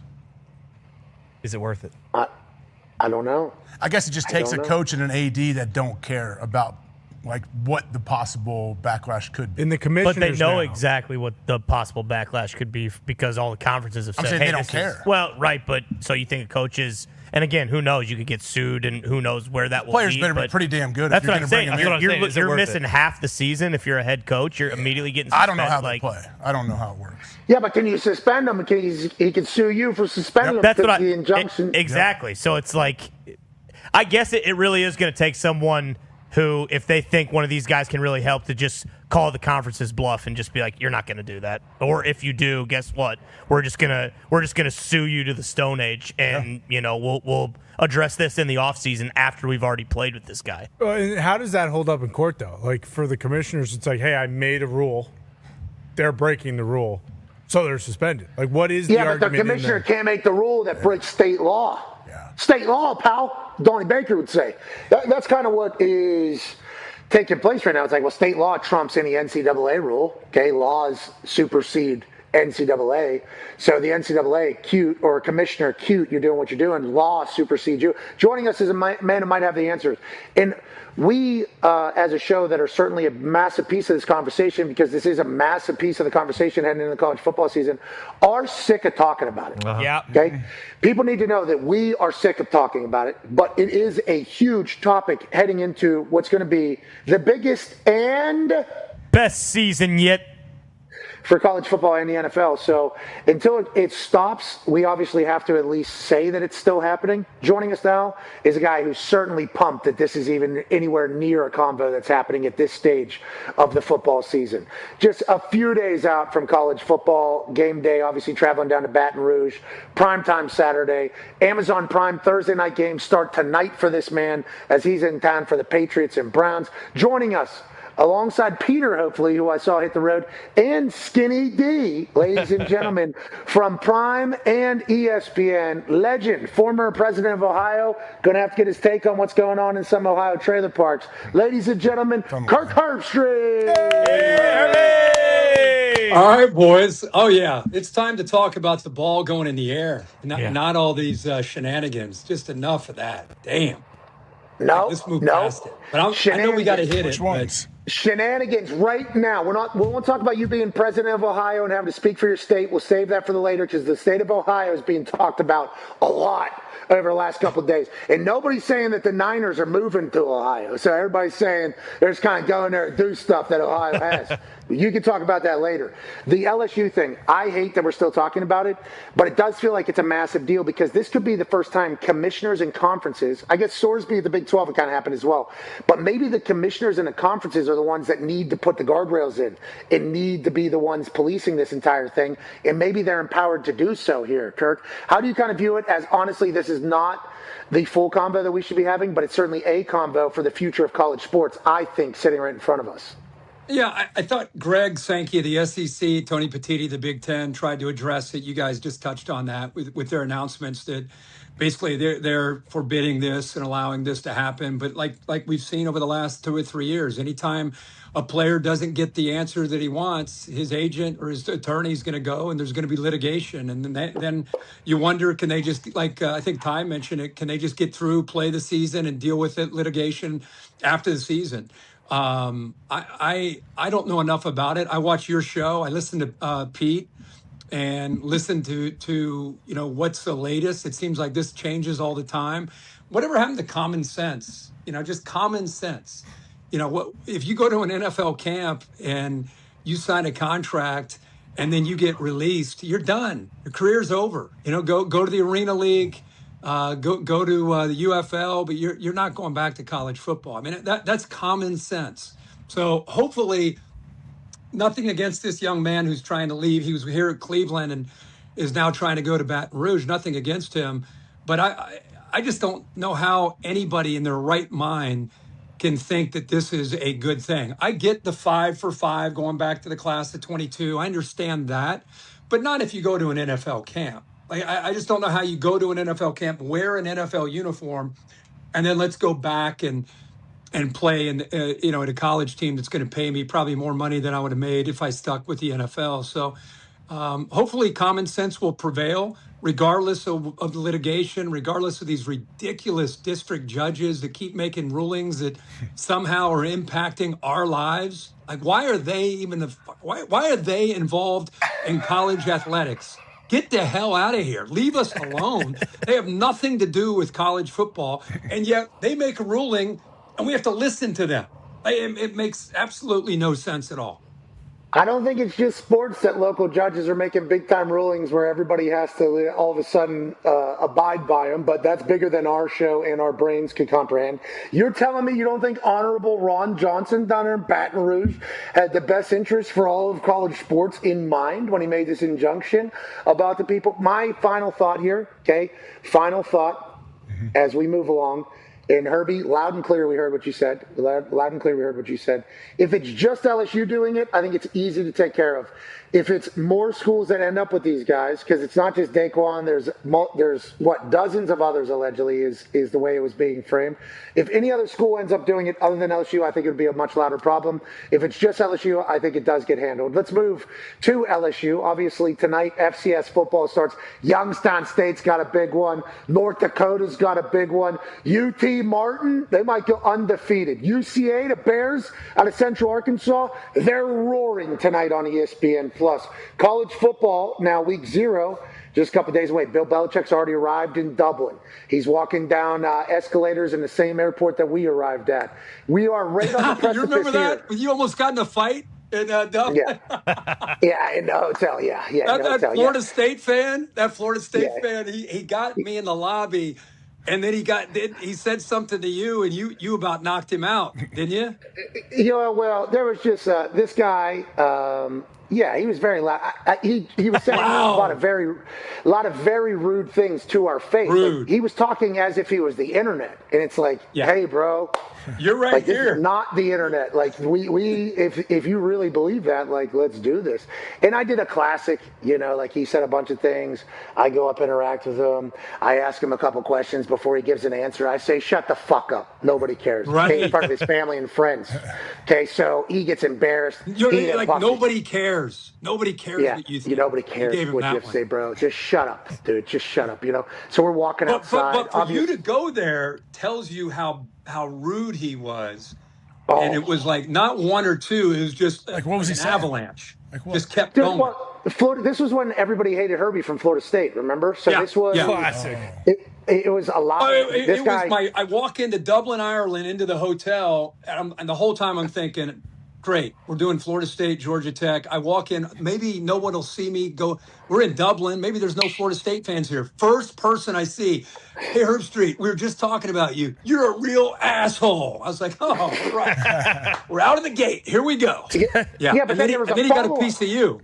Yeah, then there was a follow-up to Herbie, and then to me, he was like, I heard you weren't going to do game day anymore. I heard you were kicked off the show or whatever, and I was like, no, I guess not. He goes, man, that would be great for everybody if that was the case. I looked at him, I laugh, and then he follows up with asshole. He follows up and I'm like, oh, I'm fighting this guy right now. This is awesome. I didn't know that I was going to run into Boner Garage 67 on X in real life in Dublin here, and after the night I had just had, I think they would have let me out of jail, from my understanding of what my relationship with Dublin at that time. So it was an interesting time. But on that point, college football is the greatest because of the passion. Okay, I think they are our European soccer fans. In the pageantry, I think everybody's scared that we're going to lose it because of all this shenanigans that's around. I don't think we ever will. On that note, heading into the season, I do think this is going to be the biggest and best college football season that we've had because I think the talent is better than it's ever been. I think the sport is better than it's ever been. I think the exposure and the media rights with where the games are and when they're being watched is bigger and better than ever. I'm just really excited for the actual football to start, Herbie. For you, how do you feel about AP Top 25 poll? How do you feel about where we sit just 8 days away from Baton Rouge being a part of our lives and kicking off this real thing as we go forward to the national championship? Man, I can't wait. I mean, you've shown those FCS games. We got games this weekend, and then obviously it's go time. On Monday, we do our first college game day call to get ready for our first college game day down at Death Valley with Clemson and LSU. Finally, all the talk is subsided. One thing I've learned with these off seasons and all of these different stories that always come out, and I'm like you, is it going to hurt the game?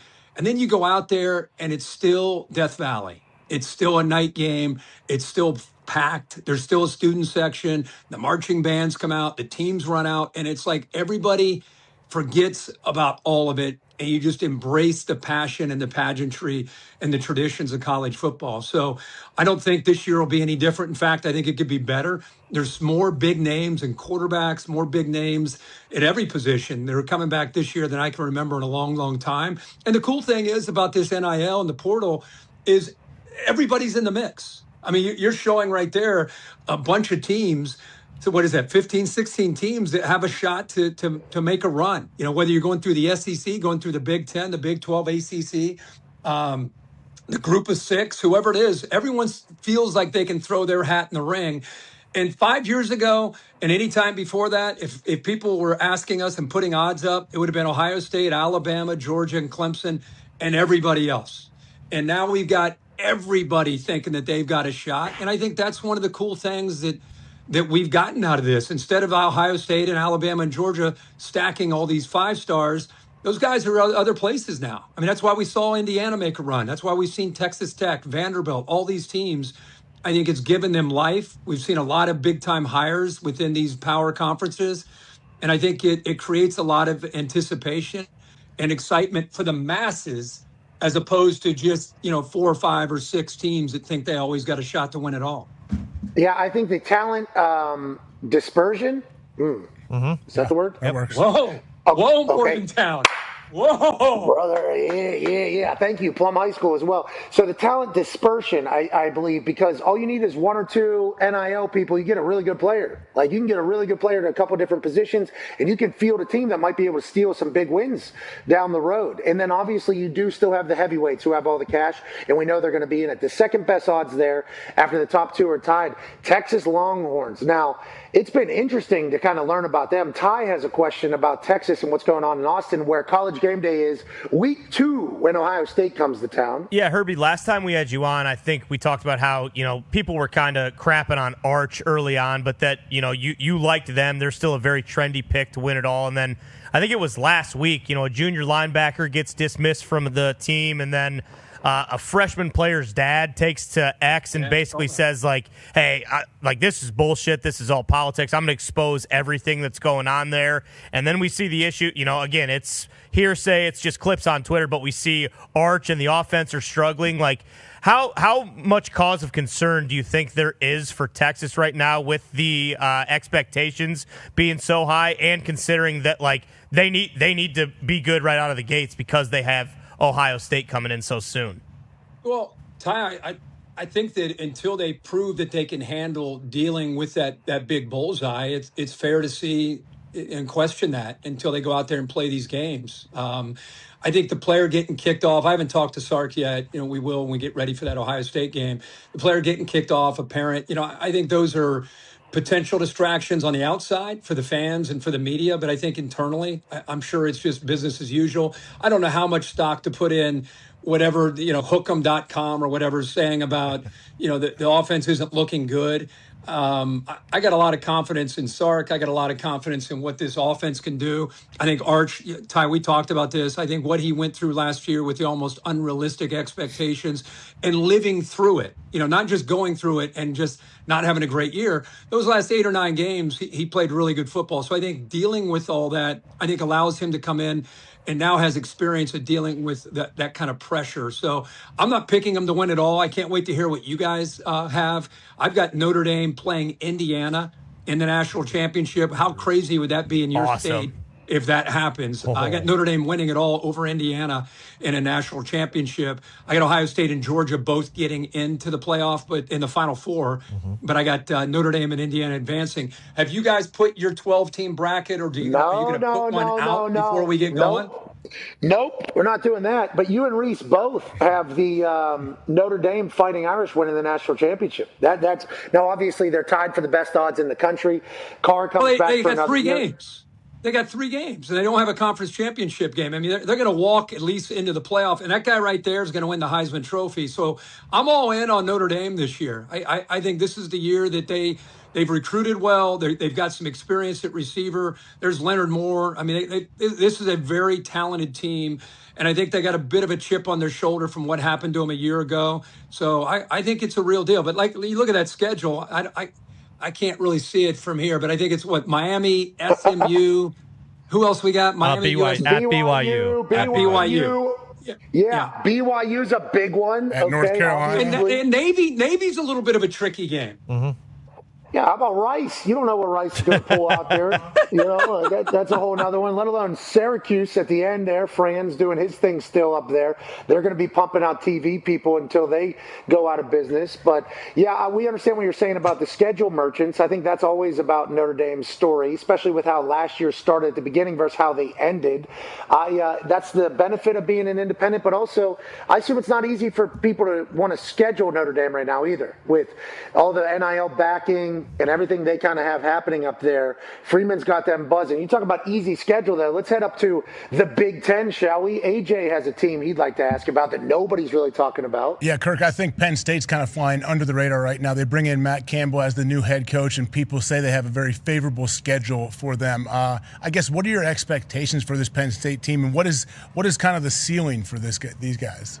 I think they go 10-2. I think they're a playoff team. I think that the schedule favors them. They don't play Ohio State, Indiana, or Oregon. Crazy. How does that happen? Through that. Just luck. What's that? It's just lucky, right? It's got lucky that this year they don't. I mean, how about that for timing for Matt Campbell? Yeah. I mean, there's a couple games there that are on the road that are going to be tough for them, but I could see this team getting to 10 wins, and if they do, I think they get over the hump and into the playoffs. So I think I've told you guys how I feel about Matt Campbell. I don't know if Penn State could have handpicked a better fit for their culture and what they're about, their history and tradition, and what they want to get back to. I thought James Franklin did a good job, but obviously those games against Ohio State and Michigan, they just couldn't quite get there, even though just a couple years ago they were in the semifinals. But their fan base, I think, eventually turned, and it was time for a change. And James Franklin's going to do great things, I'd like to think, at Virginia Tech, get the Hokie Nation back. And I think Matt Campbell's going to do outstanding. It's kind of like what Indiana did, brought a lot of guys over from Ames, so they know the culture. They know kind of what the expectations are. They can do a really good job of teaching some experience that's coming back, especially on the defensive side of the ball. But I think Penn State, I think the Big Ten, once again this year is really, really deep. Not just Ohio State, Oregon, and Indiana, but you go through the entire Big Ten. SC, I think, is coming. I think Lincoln Riley has got a quarterback. They got better skill. Even though they lose some receivers to the NFL, I still think they've got some great skill. They've recruited well.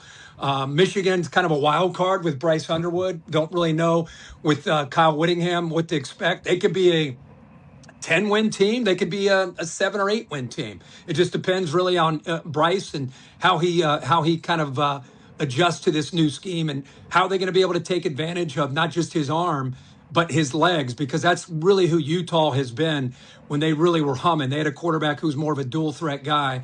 So are they going to turn him loose? But look at this: Penn State, Washington, Iowa. I think Iowa's another 8-9 win team. Oh. Wisconsin and Nebraska should be better. Illinois. I mean, look at the depth of that conference. It's scary.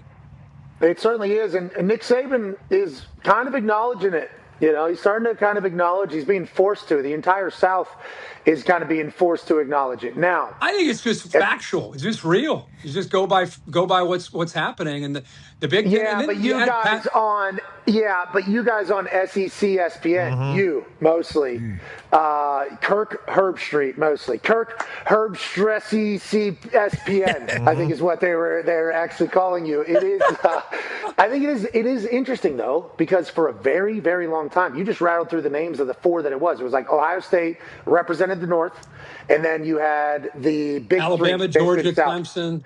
Yeah. Yeah, whoever it was. There's a rotating extra one normally, but it was like Saban's going to be there, Georgia's going to be there, that boy's going to be there. Now, they all come from the same coaching tree, obviously, but they're all going to be there.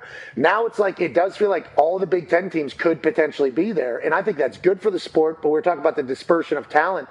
The SEC needs one bad, I think. That's why Sankey coming out and kind of getting into it with Lane, because he would love to see LSU win the national championship. I think the SEC would like to see that. So Sankey coming out and being like, we're going to do it the right way, though. I like that out of Greg Sankey. Who knows what the power he is. But with the South as a whole, Tone has the last question about college ball for you. Yeah, I do, Kirk. It feels like everyone believes in Georgia and Texas and the SEC. And then I have like a group of 6 teams where they all have questions, but 3 of them are probably going to make the playoff. 2 to 3 of them are going to make the playoff in A&M, Ole Miss, Oklahoma, LSU, Bama, and Tennessee. Those last 2 starting 5-star freshmen. Out of that group, outside of Georgia and Texas, who do you like the most to potentially make the playoff of those teams that have question marks at this point? If Oklahoma can go to Ann Arbor in week 2 and win that game, I like the Sooners to be a team with Mateer and the defense that Venables always has. But can they win that game on the road early? And then Ole Miss. I think Ole Miss and A&M. I like Chambliss and I like Marcel Reed. I think both of those teams have a legitimate shot. I think the only time that people talk about Ole Miss on a national level is when they talk about Lane Kiffin and Ole Miss. It's like, let's just move past that. Let's look at them and their roster and who they have. Now, Charlie Weiss Jr., when they were rolling last year with Chambliss, he had a lot to do with when Lane left that offense in the playoff. They were lethal. Now he's in Baton Rouge. So how are they going to do offensively? We know what kind of player Chambliss is, and we know what kind of players they have around that position, led by Lacey, the running back. But how are they going to do it when it comes to that offense and the play calling? That is such a up-tempo offense, and it takes the right kind of guy to be able to pull the trigger to really do it justice. And so we'll have to wait and see. Let's watch them play a few games, but I think we all love Chambliss. I think this kid could be, a guy that gets to New York City at the end of the year. If any indication at all of what he did in the postseason last year, aren't all of us kind of like, man, I want to see this guy play again. I cannot wait. I was happy to see that he got that extra year, and now we can't wait to see if these guys can get off to a fast start. Oh, you like that he got the injunction there? Because Governor Jeff Landry said, kind of fascinating. We like this, but we don't like that. Okay, we kind of picked. Well, he didn't put on an NFL uniform, Gov. Well, you hate to play, you hate the game. We got Tiger coming for week 1. We got Browns, playing this too. So I think the fact that the governor, Jeff Landry, is behind it down there as well, we know that this is going to be a tough fight for Sankey and whoever is trying to get in there. Because if this man wants a Tiger on the field, guess what? A Tiger getting on field. Even if we need a fake Tiger to kind of distract people that think that's going to be the Tiger, stop that Tiger from getting to the stadium. Definitely, yeah. We'll send in a fake Tiger for them to rally and protest against, and then we'll slip, boom, Tiger in the back door, and then all of a sudden we got Big Roar on the sideline. Which I think is a huge part of the family experience. You go down there, you see Big Mike Roar. That's a part of the game. So I think if Governor Jeff Landry and Lane Kiffin are on the same side, I don't think this shit's going to go easy. I don't think this is going to be an easy fight for anybody. But to follow up to your point, everybody was excited that Trinidad got another year, I think. Like, everybody. Like, we were excited for him. We were pumped for him. Like, Ole Miss, obviously, super pumped. And then now it's like, well, that injunction's okay? He could play 6 years?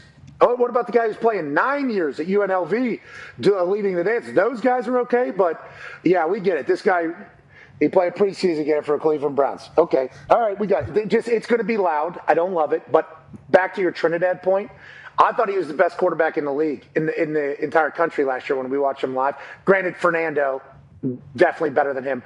But you understand what I'm saying here. I thought Trinidad like this year could be the best quarterback, Oh, maybe look the at best him player go, in man. all of Oh. college football. He's unbelievable, man. God, He I can love win that games kid. by himself.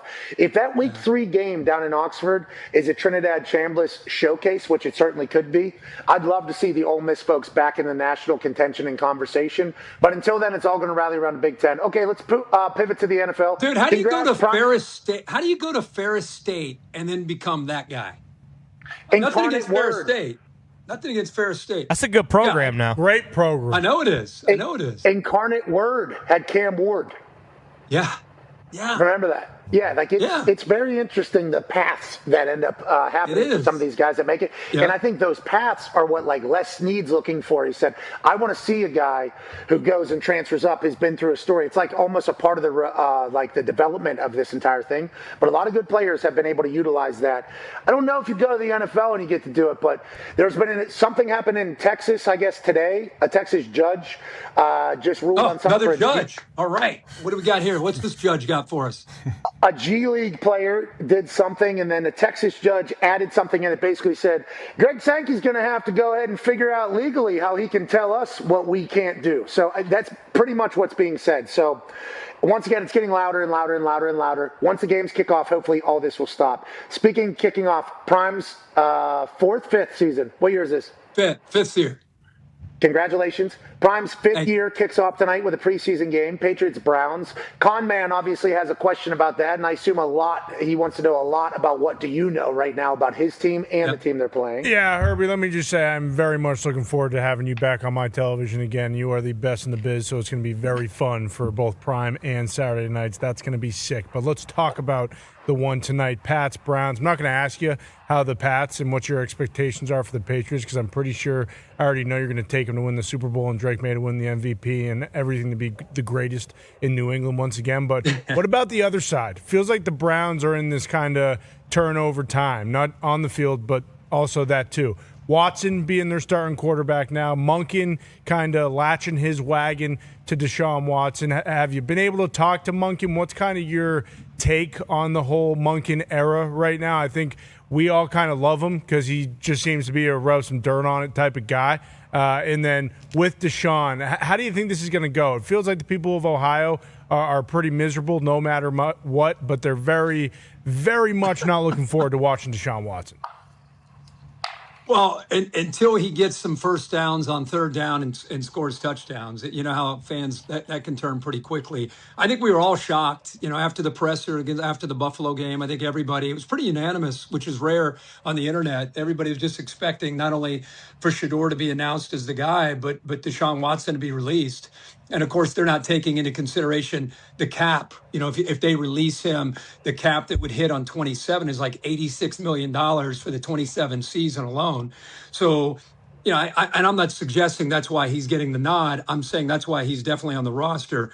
I think at the end of the day, the 72 career starts, I think the experience, I think that's what gave him the nod. I think all of us kind of watched that presser. All of us watched the game against Buffalo and thought, Shador looks better. What are we waiting on?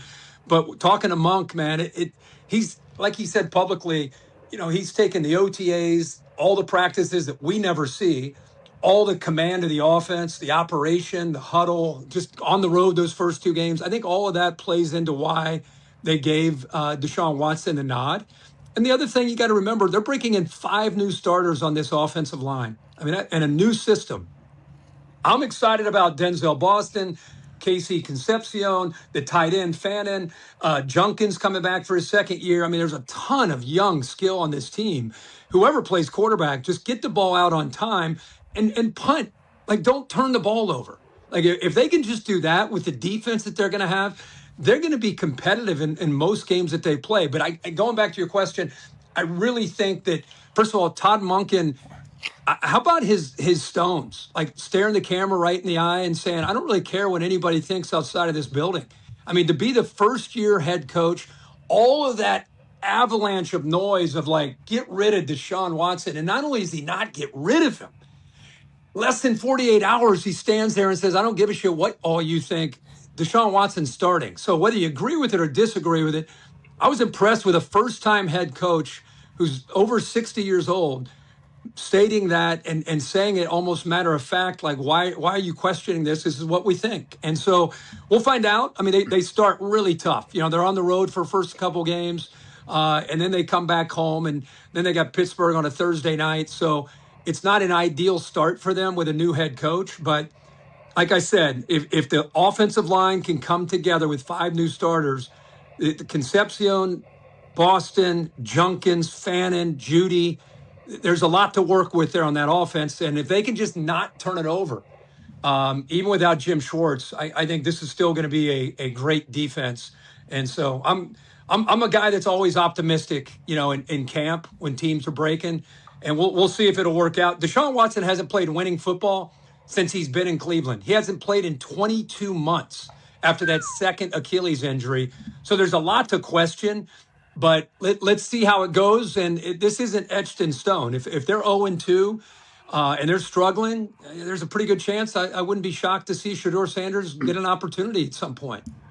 Yeah, we'll see how Deshaun does. People are saying that Monken, though, needs to not be seen chewing on his tongue because they're saying he's starting to look like Coach Dave a little bit from down there in Houston. Wow. Do you remember what Coach Dave looked like down there? He had no power down in Houston. Do you remember who Coach Dave Coley.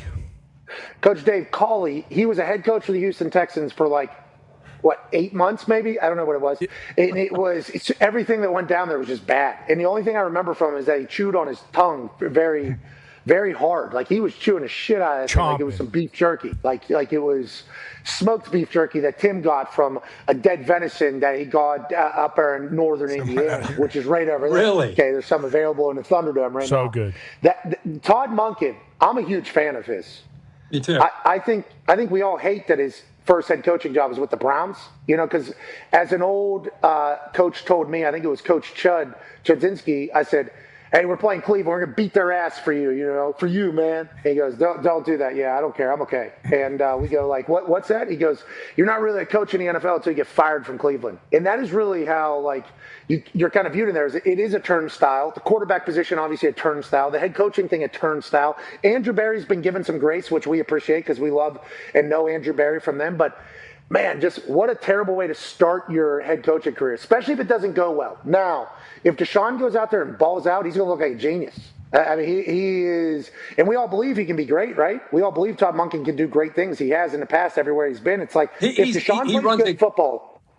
Yeah, I'm with you. Really, Pat. I mean, it's a quarterback-friendly offense, like we mentioned.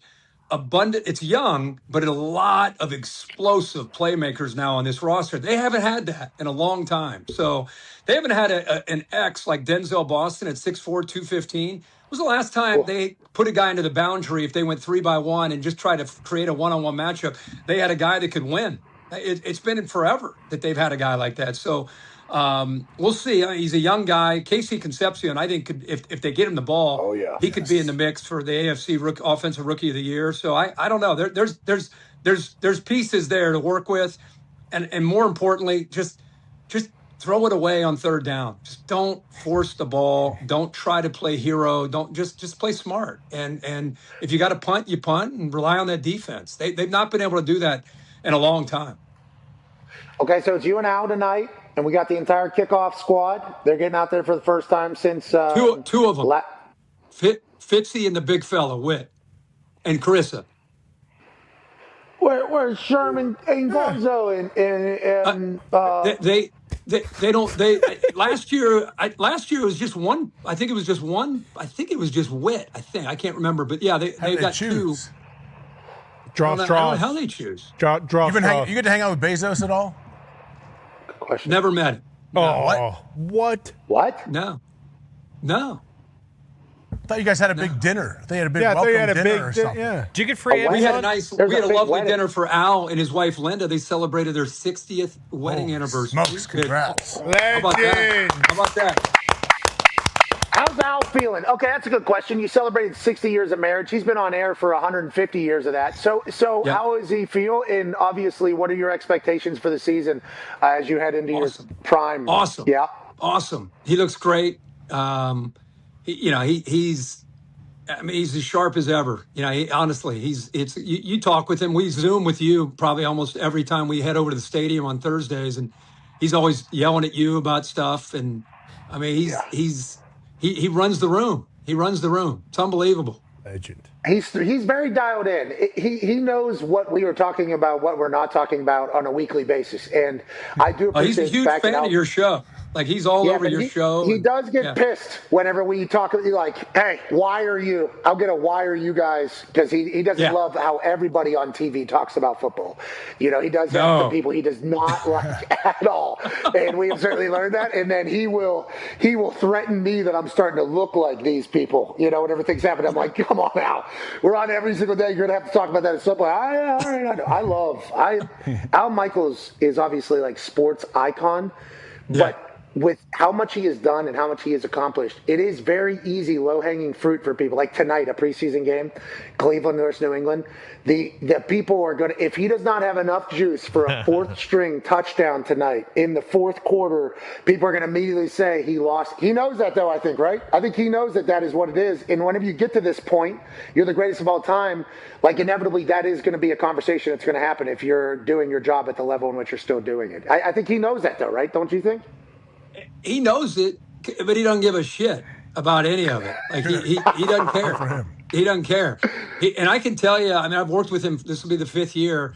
I hear some of that stuff, and I'm just like, I think what's happened is there's so many of these guys that do play-by-play that are trying to get a clip for social media that it'll be the first quarter, and they're calling it like it's a touchdown to win the game, and because they're trying to get that clip. And Al will never do that. Al will crank it when it deserves it, and otherwise he's not going to kind of play that game. So he's going to do what he's done his whole career, and if he's not the best to ever do it, he's right there. So he's definitely on the Mount Rushmore. I think people would say, I think the other people who we would consider the best would say Al Michaels is the best.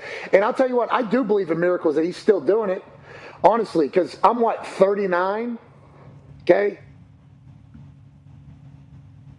Oh no! Someone just attacked his feet. You're 39. You're 39. Yeah. Yep. Yeah, and the Wi-Fi isn't even working here. My brain isn't going to work past 45. Everybody's like, "Why are you doing all these jobs?" It's like, bro, you only got 40 more years to go. 41 more years to go to catch it.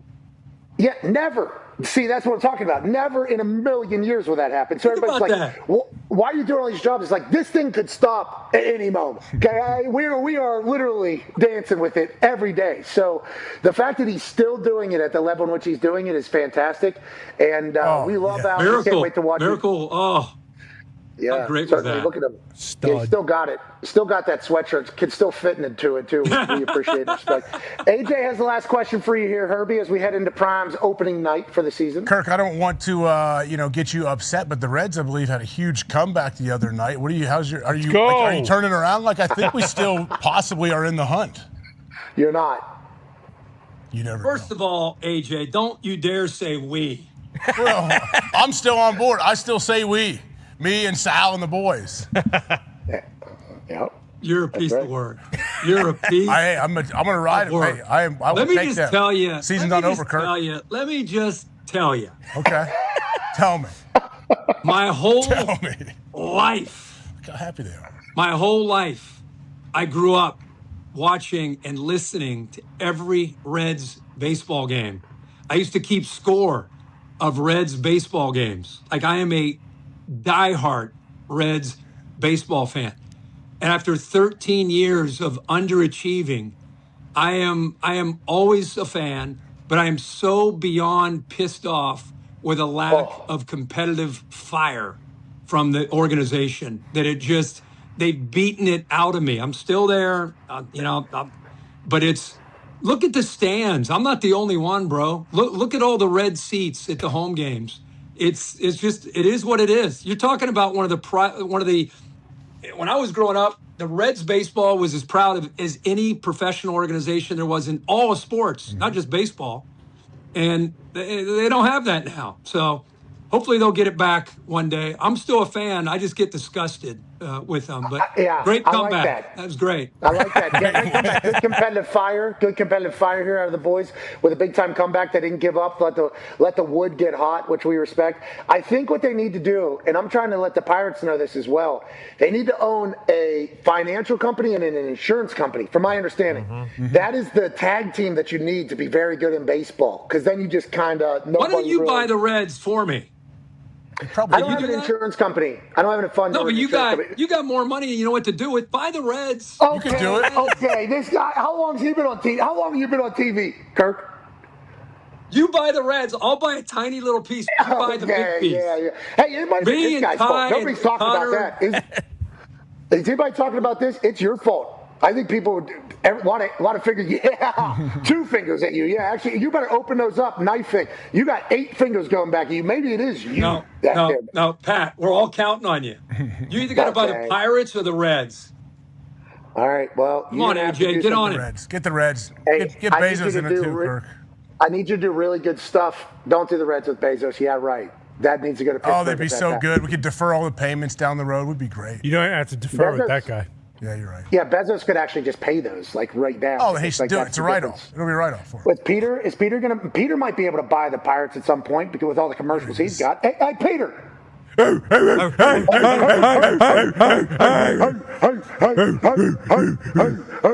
fired up. Look at it. Hey, he looks good. He's maturing. I can tell in his face he's become a little bit more mature dog.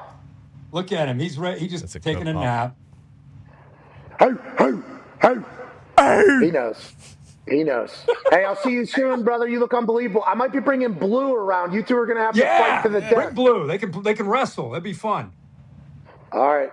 Now, no, Blue from the streets, though. So I think he plays by a little different rules than maybe old Goldilocks. They'll have a little bit of a thing, and then it'll be over, and then they'll be boys. Okay, I think so. I think that'll be the case. Be the case. Can't wait to see you on the road, brother. You too, man. See you guys. We appreciate you. Ladies and gentlemen, tonight on Prime, that man, Kirk Herbstreit. Hey! Blue is from the streets, and it is evident whenever he gets around, Corgi, for instance. Corgi costs a lot of money to buy, okay? I learned that in real time, even if it was stuck in a store for a long time because nobody wanted to get him because he was way too fat. Usually those are discounted a bit. Mm-hmm. Yeah, no way. Yeah, right. You're getting food bills like $1,000 a month now. Nobody talks about the buckets of food that thing eats, but shout out to Ram Trucks bringing in all the food that corgis like to eat. You could put him in the back of that thing. That Ram truck would drive him around. Use that to move powerful enough. Best towing and suspension in the business. It's definitely the best truck. Dahn. I don't know what that means, but I love it. I think I what does that mean? love it. Like if there's a line of trucks, you're going Dahn. Or he's Hey, if there was a line of trucks and you go Dahn them, you'd say that one's the best one, and that's a Ram freaking truck. We appreciate them. Nothing stops a Ram unless lawyers stop it from jumping over, but Rams go and do their thing. We appreciate you all for allowing us to do this for a living. NFL Live will be next as we continue with U.S. Open, Little League World Series, and football coverage. We'll be back tomorrow. Goodbye. Now I'm going to watch TV to see if we hit it, because it's on right over here. I don't know if I'm doing a little bit of this over here, boys. That wide shot with Gump in the back is great. Oh, nice. Let's see if we hit it. Okay. Thanks for going full screen here on me, Foxy. Let's see if we hit this thing. You got it. Nice TV stand. Beautiful view. That is a beautiful TV stand. Dude, it's fucking unbelievable, this room. Bro, this is the nicest room I think I think it's the nicest room I've ever seen. So shout out to Fosso finding this, and Kako, I believe, found this as well. Old Kako. Baby Kako. So we were going to do the show live from the replay room, the Art McNally Gaming Center. Yeah. What's that called? The Art McNally. That's what it's called. Yeah. Mission Control Room. Art McNally. What is it? Do we know the actual title? We should pay it some respect. It's where all the replays happen and all the reviews. Since there's games tonight, it was filled up with people. Mr. Buttersworth, who's the head guy over there, who'll be joined by Alberto Riveron and somebody else, he was like, hey, Pat can still do the show here. You guys can still do the show like you did here before, but there's going to be people in here setting up for sure. And I'm like, thank you for the hospitality, but I don't think I should be in there. I think you guys should probably be doing your thing. So last second, made a little switch over here. Game Day Central. There it is. Art McNally, Game Day Central. I don't know if that's like the best name for a room, but I will certainly try to remember that. And shout out to Art McNally doing that. But that's like a very important place that they had us doing the show from the last time I was out here in New York. And tonight, obviously, because they have games, it's going to be packed out. So we had to Audible, find this, do this. Thank you to this hotel. Thank you to everybody that's let us do this. And shout out to Mark Long from Road Rules. I just found out he got his hair replaced by Bosley.com. Good for him. So, Mark, he was like that. He's kind of the Jack dude from like the original back in the day. Original Road Rules. Oh, okay. I remember him. Yeah, legend. He's huge WWE, Mark. Oh, he is. Okay. He's normally on like the entrance ramp for almost every PLE, and he's super jacked. Yeah, he looks really good. And I'm from the Real World Road Rules era, so like I obviously, as soon as I was walking down one time, I saw him and I like stopped and I was like, "You're Mark Long." And he goes, "Yeah, what's up, man?" It's like, dude, I'm a huge. You and the mic, bro. You guys did a great job. Yeah, the goats. You and the mic, and Coral, I think, was another. Yep, CT. Puck, yeah, CT, Puck. Johnny Bananas. Derek. Is Puck still with us? Wes. Ooh. I don't know. I'm going to say rest in peace to Puck. I don't know. We don't either. Someone. I sure hope he's still with us. I don't think. I think he was like. Remember, he was like swallowing loogie like as a drink. There was something. He was did wild. Really... He was back. Like, still alive. Puck's still kicking. Oh, right. Congrats. We should have known Puck's never going to die. Yeah. Hey, shout out Puck still doing it. Yeah. He was a great character for all of us. How about those MTV VJs? You remember when VJs was a thing? I was Kurt Loder. Yep. He's still doing it. Dave Holmes. Mm-hmm. Who's the big tall one that won the Want to Be a VJ contest? Remember the tall skinny guy?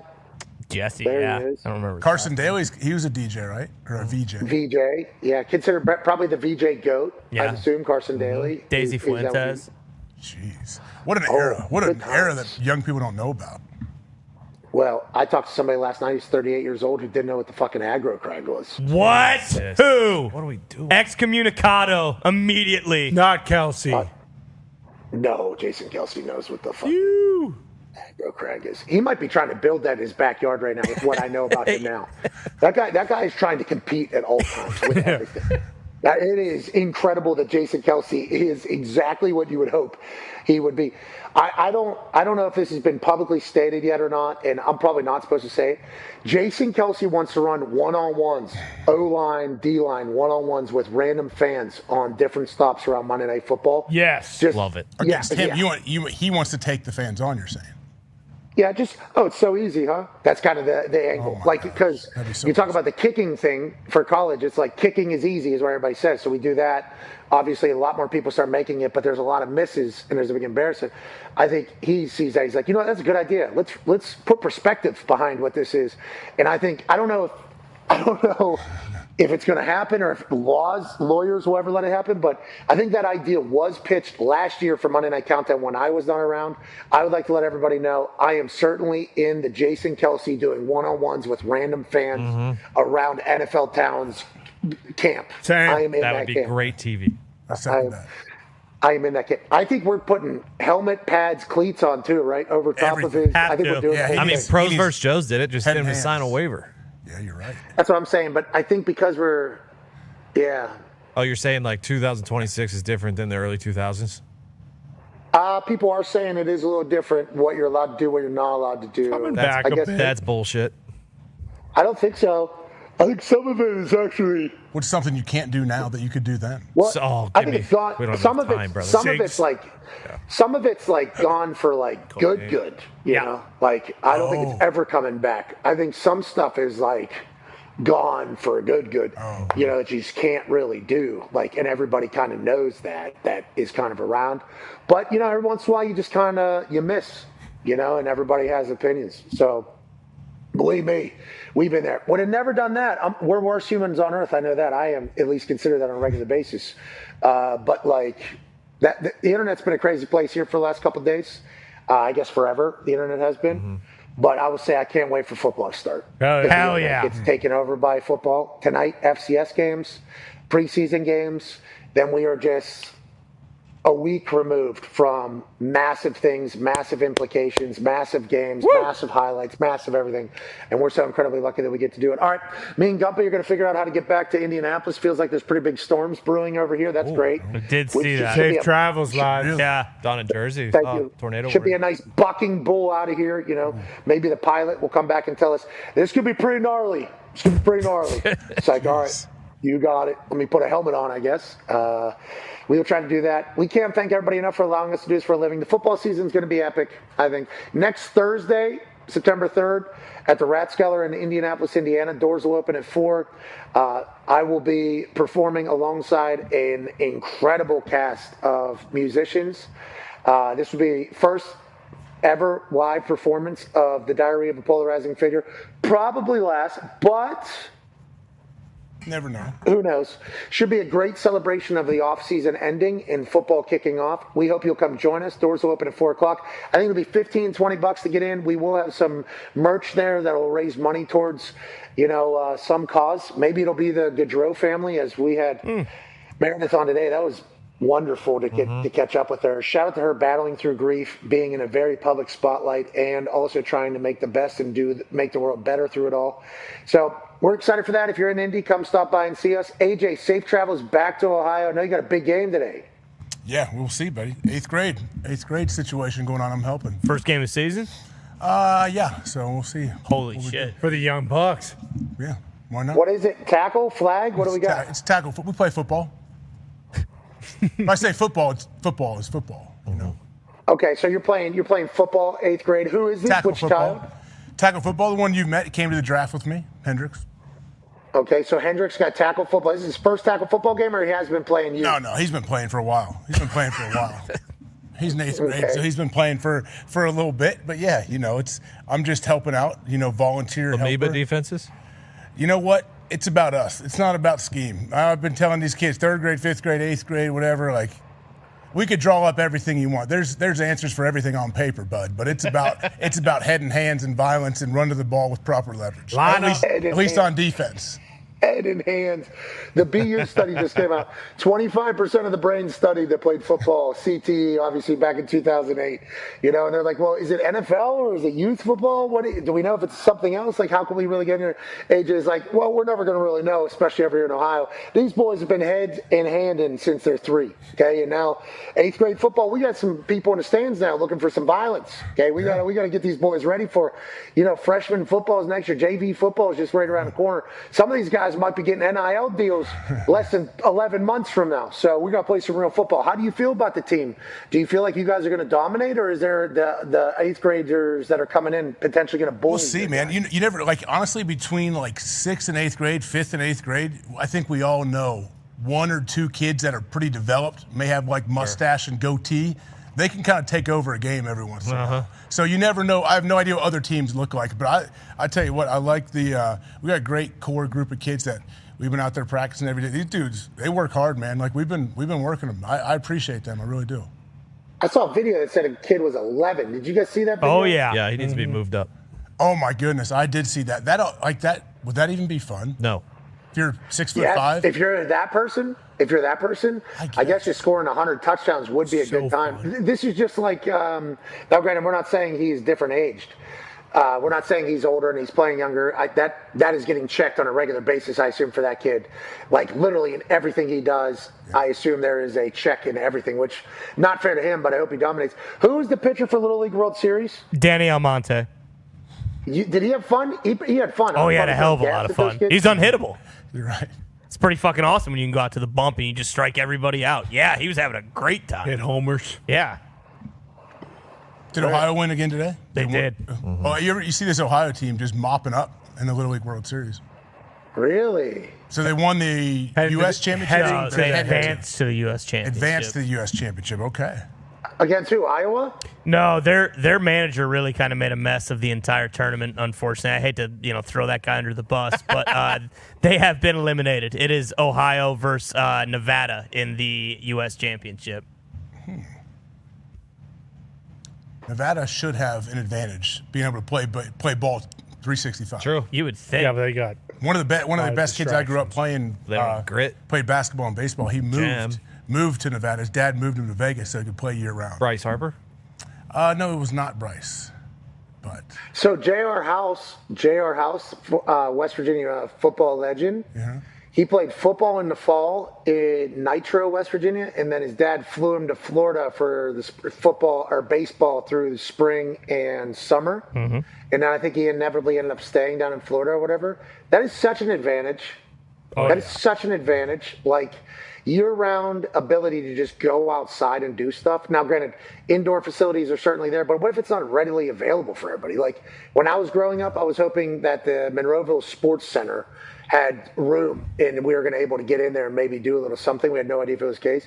It's like growing up in great weather, I think, is quite an advantage for sports. So if the Ohio lads do get a dub here, I think we should be very proud, especially for the state of Ohio, which has come under a lot of criticism over the last few days. The state as a whole has not at all. There's a region right on the Pennsylvania border where, I don't know. They do some messy things. There was a dust up, I guess, of deeds. something. I don't know what exactly happened. Didn't seem that bad. But the guy, people are tied to the NFL, and so Ohio gets in the news. No, it says in Ohio. Every single one says in Ohio. I'll tell you some news I just read that I don't necessarily love, but then there was maybe a follow-up. So when I was in college at West Virginia, I didn't go to class much. My teachers all kind of understood that I'm going to show up at the tests. I had to show up at the test, though. Like, a lot of pressure to show up at the test because I'm getting no other scores. So test is the only thing. And we got an email to our student email that was like, just a heads up, the circus came to town this weekend, and African lion was not found. Okay, so just a heads up. Okay, that was a pretty crazy email to read. Like, hey, a lion could potentially just get you on your trip here to the test. Like, that was a crazy thing. And who knows where that lion is? I still have yet to get an update. Fox 59, Indianapolis, Indiana, said Madison County potentially has some lions on the loose. So what? Breaking, the Madison County Sheriff's Department said its deputies are on the hunt after reports of big cats being on the loose in the southern part of the county as well as northern Hancock County. Then Nick sent a follow-up somewhere that said, the sheriff said, I don't know what you're talking about. We don't see any lions. Nobody has any permits for any lions. What? So I don't, just keep your eyes peeled is what I'm saying. Bill, I'm going to need some of your weapons, Bill. I read the article. It is confirmed there was a lion and a cub on the loose, but the sheriff said that they checked all the local sanctuaries and they were all accounted for, and they weren't aware of any permits in the area of anyone who had one. So that's rogue. So this is a wild lion. Sounds like we got an undocumented lion on the loose. Yeah, Tim said he was thinking it might be a mountain lion coming back to the region. We don't want to hear that. Tim told me he was going to take a bow and arrow down to Morgantown and shoot that fucking African lion. Okay, whatever that was happening. I believe He's him. got to do it here. Would have been smart. I mean, he was ready. I mean, you don't often get to do an African safari hunt, I guess, in Morgantown. That's kind of how Tim was viewing it. You wanted to bring a bow and arrow down. I know it's urban warfare, this would be, but I don't know if they ever found that particular lion. If you're in Indiana, keep your eyes peeled. He's your fucker king of the jungle. If it's not a mountain lion. If it's a mountain lion, we also got to be worried because that's African-American lion, right? That's an American lion. Could be. Don't dick around with sedating these things. Shoot them right in between the eyes in the fucking head. Kill them. Kill it. Do you run? Do you play dead? What do you do if you come across Kick all of it a right sudden in the you're balls. stared at? I think you start meowing. Oh. I think you meow. So then he rapes you?